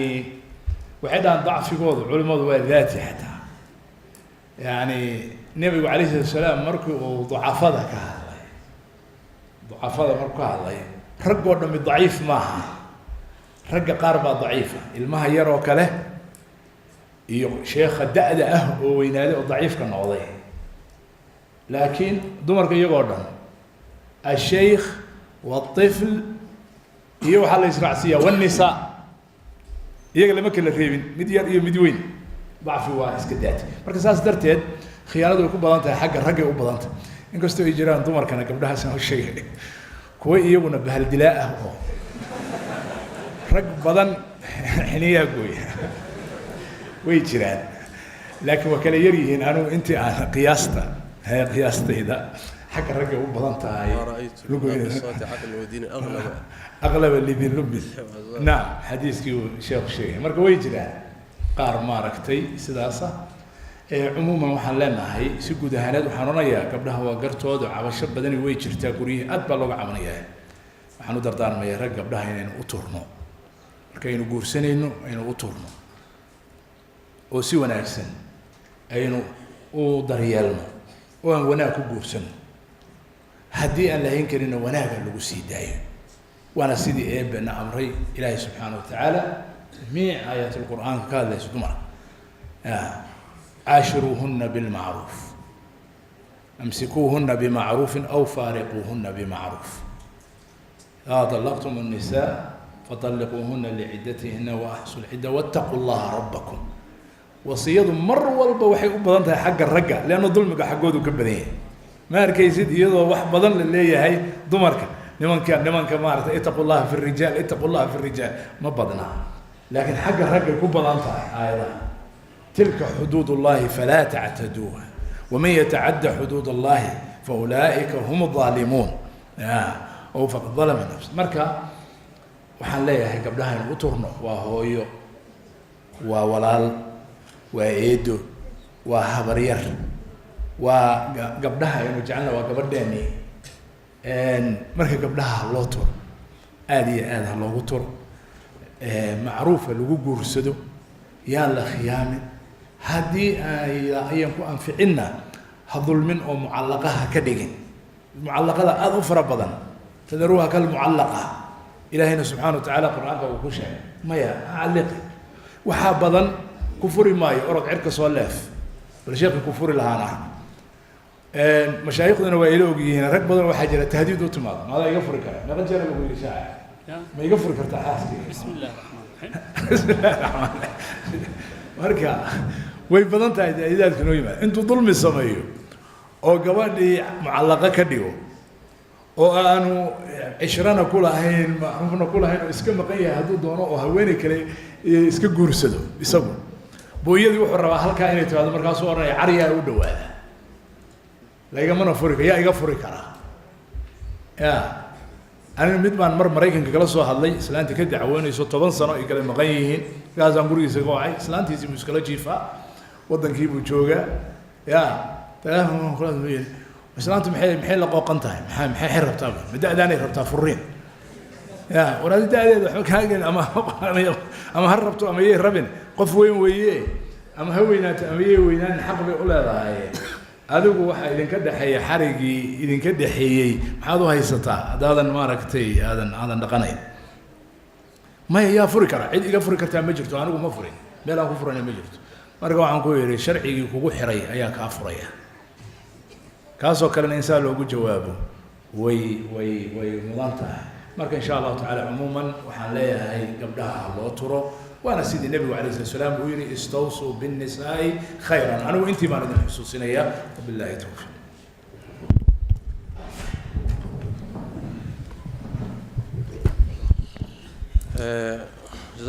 جزاك الله خير شيخ محمد su-aasha ugu dambaysa gabagabada ka hor waa su-aal soo noqnoqota horeyna looga hadlay sheekh mustafa loo jeedinayaa waa la soo magacaabay waxaana loo soo magacaabay baa meesha ku jirta oo masaa'ishan uu ka hadlaa marka wadaadada hulaha way kala leeyihiin wixii dumar iyo islaamo iyo xaafado iyo ku saabsan maxamed idriis ha loo aado wixii masaa'il cilmiga iyo casriga iyo diinta iyo iswaafajintaana waxaa iska leh sheekh mustafa iska leh wixii qur-aan iyo hawlihiisana waxaa iska leh sheekh cabdirashiid baa iska leh allah yubaarik fiik doctoorku isagu intaba waxaan u malaynayaa inuu qayb ku leeyahay allah idin barakeeyo sheekhana masaladan waa masale iska soo noqnoqotay waxay leeyihiin wuxuu leeyahay saa'ilkeenu qur-aanka wuxuu sheegaa dhulku inuu fidsan yahay qolyahan muxuu ahay falag culumta falaga waxay sheegaan inuu dhulku wareegsan yahay ama kubad yahay mar kale qur-aanku wuxuu sheegaa dhulku inuu fadhiyo iyaguna waxay leeyihin dhulku waa socdaa marka maxaa say isu waafaqaysa si kooban ayaan uga rajaynaya insha allah taala sheekh inuu uga jawaabo jazaak allahu khayran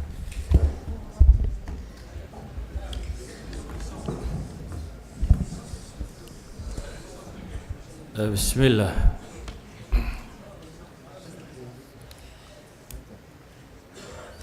dhulku waa fidsan yihi waana kurawi labadaba wey wuu fidsan yaho dee waa idinkaa arka waa like a ball weliba waxay yidhaahdaan waa sida beedkoo kale inuu sidaa yahay waa masale iska fudud waayo dayuuradda maanta galbeedka u duushaa barigay kaaga imanaysaa hadaynu xaggaa u duullo barigaynu ka soo geli karnaa waana masale mushaahada hadda yacni maaha masalo u baahan adiladii cilmiga ahayd ee la baari jiray caynka waa masale mushaahada yani waxa la isweydiinayey dayax gacmeedkii la saarayay nimankii muslimiinta ahaa culamada muslimiinta la isugu yeedhay markaa niman muslimiina raacaya 24 saacadood 16 jeer bay dhulka kusoo wareegayaan markaasay u tukanayaan bay wadaadadu ka fatwoonayeen saacad iyo badh kasta habeen iyo maalin buu dhammaynayaa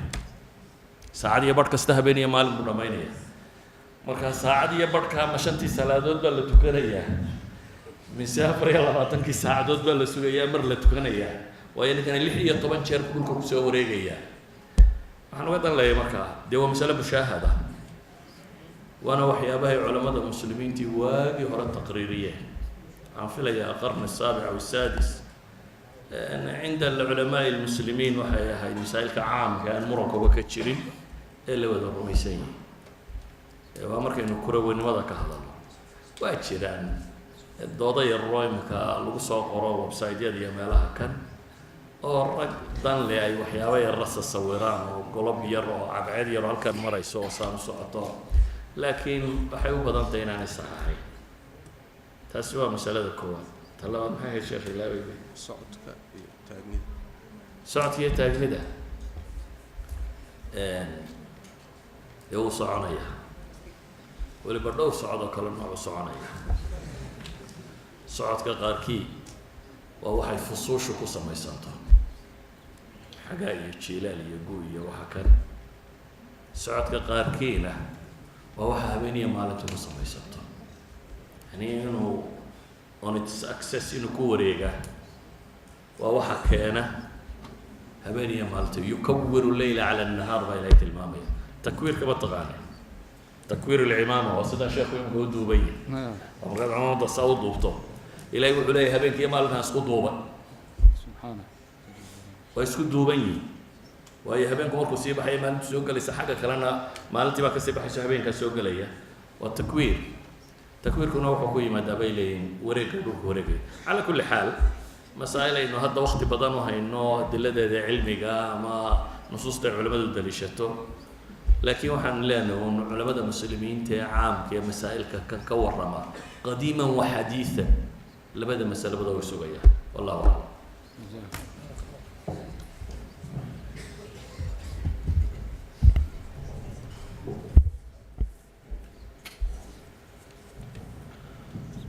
jazaak allah khayr sheekh mustafa waxaan malaynayaa inaad ii garawdeen markaan wadaadada 10 daqiiqa siinay meeqa saac baan joognaad ya waad igu buuqdeen markaan idhi 10 daqiiqo laakiin hadda waa ii garawdeen jazaakum allahu khayran gabagabadii baan joognaa sheekhna alfaadil sheekh cabdirashiid sheekh cali suufi ayaa insha allahu tacaala kelimada ugu dambaysa aan ku gabagabaynaynaa sheekhana meeshan waxaa yaalla ducooyin fara badan oo lasoo dalbanayo dad xanuunsanaya leh muxuu ahaay caruur waxoogaa waalidku madax adeygtay oo caasiyowday dad dhibaatooyin kale haystaan duca guud iyo mid khaasaba insha allahu tacaala inaad u ducayso ummadduna aamiin u tidhaahdo insha allahu tacaala qodob waa qodobkaas qodobka labaad kelima khitaamiyaan rabaa sheekh inuu siiyo wixii u muuqda oo uu munaasib u arko inuu ku xidho fadhiga oo tawjiihaada hadday u muuqdaan iyadana insha allahu tacaala waqti baan siinaynaa marka ugu dambaysana waxaa la codsanayaa bacd alaayaat alqur'aaniya waaba ina tujiyey oo maqribkiibu ina tujiyey ceshaana insha allah waa ina tujin iyadana hadduu sheekhu munaasib u arko iyo siinaynaa insha allahu tacaala falyatafadal mashkuuran maajuuran biidn illah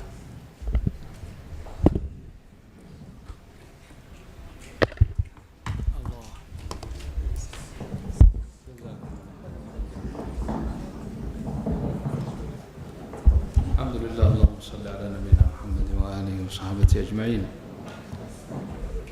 أرنتي شيخ مصطفى هذا وكهد لي بان كذب تجي ما أوراني أن قصير وقصة مرت إذا شيء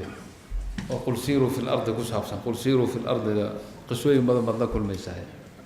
نيوزيلاند مال هذا أدونك ماشي وجودا بيساء حق قرح كصباح أيام أردولاني وأحلى الخضراء أو حق خروج كبحة marka 25 saac u sugeyn bay diyaaraddiina sii waday meesha arrintaadii sheegay iga dhacday 25 saacadood qatar ilaa يعني New Zealand dhexdeedaan diyaarada sii fuulay markaan isu geynay 25 saacadood jihada aan u soconay waa jihatul mashriq waa qarrax ka soo bax way diyaaradu inta u socotay guri anagoo fadhina lagu casuumay baa waxa yaalay mujassamkan ama kuradan ama banoonigan ku sawiran qaaradaha Soomaalida arkay ayaa horteena yilay nin duqaha Allah u naxariistay oo aslan rees baadiyana iska ahaa laakiin ugaas ka xagga ka ahaa dadkii nala socday ayaa iska hadlay oo wuxuu yiri ashhad anna Allah sadaq wa anna alladhi wada'a hadha kadhab الله يقول والأرض بعد ذلك دحاها وهذا يجعل الأرض كرة ما فهمت هذا كم مرخاتك يا إلهي صادق وي كان نوا بينار بهال كان سبي يقول كي كرة كدقي بركة هذا الكيبان قصده وحنلي أبو عبد الله الورجلي أبو عبد الله أدو إن هذا الرمي يسولو كان إنه كريه إنه سنحين إنه وريجي إنه سوريجي وحبكم هذول صارنا يوم القيامة إلهي كوي دين مال حال دول كان إنه كروي وبنوري ومحد ورنوي إله ما كل هاي إن شاء الله لكن وحلا جاي بس سؤال إني كتم عضو إنه إلهي كوي له هذا الكيجا هذا سكر ودودي والأرض بعد ذلك دحاها أي بسطها مركا هاي سكهر كين بانري كلام الله هذا مشاهد كي دتكو أركيا تلمنا هم بمركا وحارر هذا ماشان أنجوجنو عاصمة دان كان من أوكلاند بالليلة ديارات بالغرعة يوضع الله سعود أمريكا ديارات هذا نشوف ودي شن إلى 20 ساعة ضد بيسوي سعودي أو حاجة يسوي سعودي بري يقرح كصباح طيب هذا معناه إن تكنولوجيا أنجلس أو كله يقول كغربي أمريكا كحق قرح وبحر قرح ودع دين عذاب هذا معناه إن تكنولوجيا أنه هالكن تاجن وديارات دي هالكن نجا قاضو معناها فليت أما دوليتان وحن سميناش كنت نساعده لأن قدر إلى لوس أنجلس نواشان إلى 30 ساعة تقريبا مركا كنت نساعده دي شو جينته هذا أيام ماشى كسر بحث دانو غربي قرح وراح وسعنا مركا حد هالكن ديارات كراعيسها أكله سيديت ساعة كليك وشي وليسها لوس أنجلس باب الجوكت هذا كان يعني سرعنا هذا دونيش تخي ويا هذا أردتي ما ربما وهم حتى كان أنا سرعنا هل كان أنا كبح ديارات من راعينا شن إلى 20 ساعة نسوي كير وحنا ما سيديت ساعة شغال ساعة لوس أنجلس بابنا تاجنا مركب وأرن إسكب مشاهدة وحاورك كسو قبينة أمورها إسكو مشغولين تودا أنا كده تخصص كده أمور تدي أدلة ده بعرية وأهلا وسهلا والله لكن واحد مشاهدة هو لا أركو أو تقدم الأمر على الجدال إن ما أنت لقى دوده إن ولي اللي يسكون مشغوليه وحكفي عن إن وحي مهمة لا يسكون مشغوليه وحنسود دار معنا خير ماشي نصير شيء اللي يرى أبدا اللي يرى أنا مرحلة شبابية ومرحلة يعني مرحلة أبو مهم سن أتخير لنا أخو كسبان كرتان أنت أنا هذا أضياش نقول نمد والمحلين هاي هذو زمن كنت بنوع لها سيدا ما أنا هالليلة أنا سيدا وكفي عنا بني والبيس ليه wax badan oo ka tagay baad isleedahay dhalinyaranimadii way ku fiicnaan lahayd marka dhalinyaratihiin hadda shaab nasha fi cibaadati ilaahi noqdo waa batihiin waxaan si gaar ah idinku dardaarmayaa quraanka ilaahay inaad gacanta midig aad ku qabsataan quraanka ilaahay qofkii ku dadaala barta insha Allah ku amal fala min ahli alquran noqda izza iyo sharaf fi dunya wal aakhirah ba ilaahay siinaya laana quraanka ilaahay wax wala mid aw majru كلام الله تعالى فضل كلام الله على سائر الكلام كفضل الله على سائر الخلق قرآنكم ميل لما وذا أما قرآنكم ميل لما درسوا إلا وشرفا أفضل البقاع ما كم حيو نقطة قرآن كسو دقي أفضل خلق الله رسولكم حيو نقطة لأنه قرآن كيبا إلى قلبي كسو دقي بلا تنقو بركة سنة ورمضان لأن قرآن كسو دقي هبينك ليلة القدر محيل ليلها هبين ذاك لك فضل النات قرآن كإله كسو دقي وهلم مجرا باب كاسودن أديونا ذاتك كوا قفي عم بنقونيسا هذا القرآن كذا لا درسه انتنا ما شاف إذا صدحهم بين هاي حفاظ وأنا يكون بديهين ما شاء الله بارك الله فيكم هذا وادكم فرح سنة لك حفاظ القرآن كحفظيه وليبا ما شاء الله مستوى هذا أن أركي وآد يعجب قليل وقراءاتك اللي سيقود بي ما شاء الله بان لكل مي marka qolooyinka iyaga ana alxamdulilah anuu yar baan qur-aanka xifdiyey cid kastoo qur-aanka xifdisan aafada ugu weyne maantana soo food saartay waa tadyiicu lwirdi wirdiga oo layska lumiyo oo qur-aanka aadan waqti mucayana aadan siinin qolki marka ay ku sahlanaato un ay noqoto halkaa waxaa ka dhacaya in ay bil kugu soo wareegto adoo xaafida oodan qur-aankii aadan dhammaynin waa jariima kubra fi xaqika anta markii la yidhaha jariimo weyn bay kugu tahay sababtoo ah nicmada ilaahay ku siiyey og tahayna nebigu sal allahu alayh wasalam si gaara inuu ugu dardaarmay tacaahadu hada alqur'aan haddii aad tidhaaho waqtigii aan kansho u helo aan firaaqo u helo ama alaabtan hadda lanagu ibtileeyey facebook iyo whatsapp iyo maaragtay galaxy iyo ibad iyo shaydaan oo dhan baan kaga mashquulayaa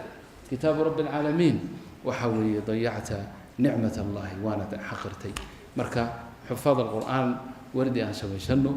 usbuuc inaad ku dhammaysaa fariidnimo fiican ah oo aada u wanaagsan haddii aad 10 cisho 3 juz waa sida hadda ay dardaarmayaan dadka ahlu fanniga ah ninka xaafidka ah 3 juz inuuna ka yaraanin waqti kale haddaad weydo waqtigaaga raaxada iyo hurdada uga goow weliba inaad haddaad qur-aanka xaafid tahay qiyaamuleylka tukataa lagaa rabaa waxaa ku xiga qaybta labaad oo ah qaybta qur-aanka baranaysa ee hadda ku jirta iyagana waxaa laga doonayaa dadaal inay la yimaadaan su-aal badan oo soo noqnoqota sida ugu sahlan dariiqada ugu sahlan ee xifda qur'aan waa takraar waa ku celcelin alwaalid الشheekh cali suufi raximah اllah hadaladiisa waxaa ka mida oran jiray suuraة الfaatixa suuradaha kale kama jilicsana suuradaha kale bay la mid tahay maxaan qofku u gafaynin xataa hadduu qalbigiisu maqan yahay lanna carabka xifdiyey kahraة الtakraar markaad xifdinayso athnaaء alxifd ha keliya ha ictimaadin ha cuskanin maskaxdaada iyo dihniga aayadana ku xigta ee ku celceli in badan 40 goor ku celceli safxada intii aad doonto intaasoo dhan taasaa kuu sahlaysa in aad qur-aanka aad xifdiso qaybta saddexaad oo naga midana waa nin iska maaragtay mashquula ama caamat almuslimiin qur-aanka ma iska daynaysaa maya waa inaad saaxiib la yeelato waa inaad qur-aanka wardi ka yeelato maalintii hal juz iska aqri bishii hal mar qur-aanka dhammee haddaad akhriyi karto waa hagaag haddaadan akhriyi karin oo uu ku dhibayana horta waa inaad barataa oo qur-aanka barashadiisu waa muhim jiddan laakiin haddii aad si kale uga mashquulsho wardiga ha ka tegin oo maalin kasta in aad juz aqrido haddaadan akhriyi karin dhegayso waa kanoo qur-aankii waa la wada duubay oo culimo badanoo qur-aanka duubtay ayaa jirta anigaygaas xataa waa laga yaabaa inaad tasjiilaadka aad maqasheen inkastoo xabsi ugu yarayd laakiin baryahan hadda xabsana hore u duubnaa haddana mid oo qasr munfasil aan duubnay mar dhow insha allah idin soo gaari doona almuhim dhagayso oo sidaas uga dhigo dardaarankaas qur-aanka aan isu dardaarmayna baa hadalkayga kusoo khatimaya اللهم صل على نبينا محمد وآله وصحابته أجمعين اللهم إنا نسألك رضاك والجنة ونعوذ بك من سخطك والنار اللهم اغفر لنا ولوالدينا وللمسلمين اللهم اغفر لوالدينا اللهم اغفر لوالدينا اللهم اغفر لوالدينا وارحمهم كما ربونا صغارا أصلح لنا في ذرياتنا أصلح لنا في ذرياتنا أصلح لنا في ذرياتنا هب لنا من لدنك إيمانا ويقينا ليس بعده كفر اللهم إنا نسألك الخير كله عاجله وآجله ما علمنا منه وما لم نعلم نعوذ بك من الشر كله عاجله وآجله ما علمنا منه وما لم نعلم اللهم لا تدع لنا ذنبا إلا غفرته ولا هما إلا فرجته ولا دينا إلا قضيته ولا مريضا إلا شفيته ولا حاجة هي لك رضا ولنا فيها صلاح إلا قضيتها ويسرتها برحمتك يا أرحم الراحمين اللهم ألف بين قلوب المؤمنين وحد صفوف المسلمين اللهم أعز الإسلام والمسلمين إلا الشرك والمشركين اللهم اهد أمة حبيبك محمد صلى الله عليه وسلم أجمعين اللهم افتح باب الهداية للخلق أجمعين في مشارق الأرض ومغاربها اللهم احفظ أهل هذه البلاد يا رب العالمين ويسر لهم أمورهم اللهم اجعلهم سببا لهداية غيرهم ولا تجعل غيرهم سببا لغوايتهم يا رب العالمين رب اغفر وارحم وأنت خير الراحمين دعاء الله نجا أقبله والدينتنا الله دم دافو لقنا الله نود دم دافو أنت بكت الله عافيه تحنوك شيئتي إلهي وحن كبرينا جاهلنا هذا أن إلهي كبرينا وحكى لما قرنينا مسلمين نوانها مسافرين نوانها إلهي دعاء نجا أقبله إلهي يوقف كسبك عافي وقف كسب الله ربك أنا إله وعافي muraadkeena kulligeen allah na wada siiyo oo ilaahay raalli ka yahay wixii dayn qaba ilaahay daynta allah ka fujiyo qof kastoo muslim oo kurbaysan kurbada allah ka faydo inteena Soomaalida fara badan ee wadanka jooga allah xifdiyo allah idin wada xifdiyo إلهي إذن كدقوا ودنكم قوة إيوه سبب النقضة إليه والهنونان الله إذن كدقوا دعاة إلى الله وإلى رسول الله الله إذن كدقوا ودنك إني أسألك أها إلهي إنوها جاجي أولاد رفاتك يا ربات الله كدو القاضي وناوي برواقي إسجعيلي كرقعيلي محبة الله كدقوا إنه ولي ذلك والقادر عليه مسلمين تودن في مشارق الأرض ومغاربها لبك جيران لبك الله كفيدو لبك الله كفيدو طريقي ونصرين لها وقرقاري لها ومجدي شرفت وسعين لها الله وافجيه الله وافجيه إنه ولي ذلك والقادر عليه انت بكت الله عافيه تلمتنا الله ونحريسته كل ان الله نودم بلافه مركز كان انت جوجت اخوانك الله ولا حفظيه كل قول بارك الله فيكم وصلى الله على نبينا محمد وعلى اله وصحابته اجمعين والحمد لله رب العالمين.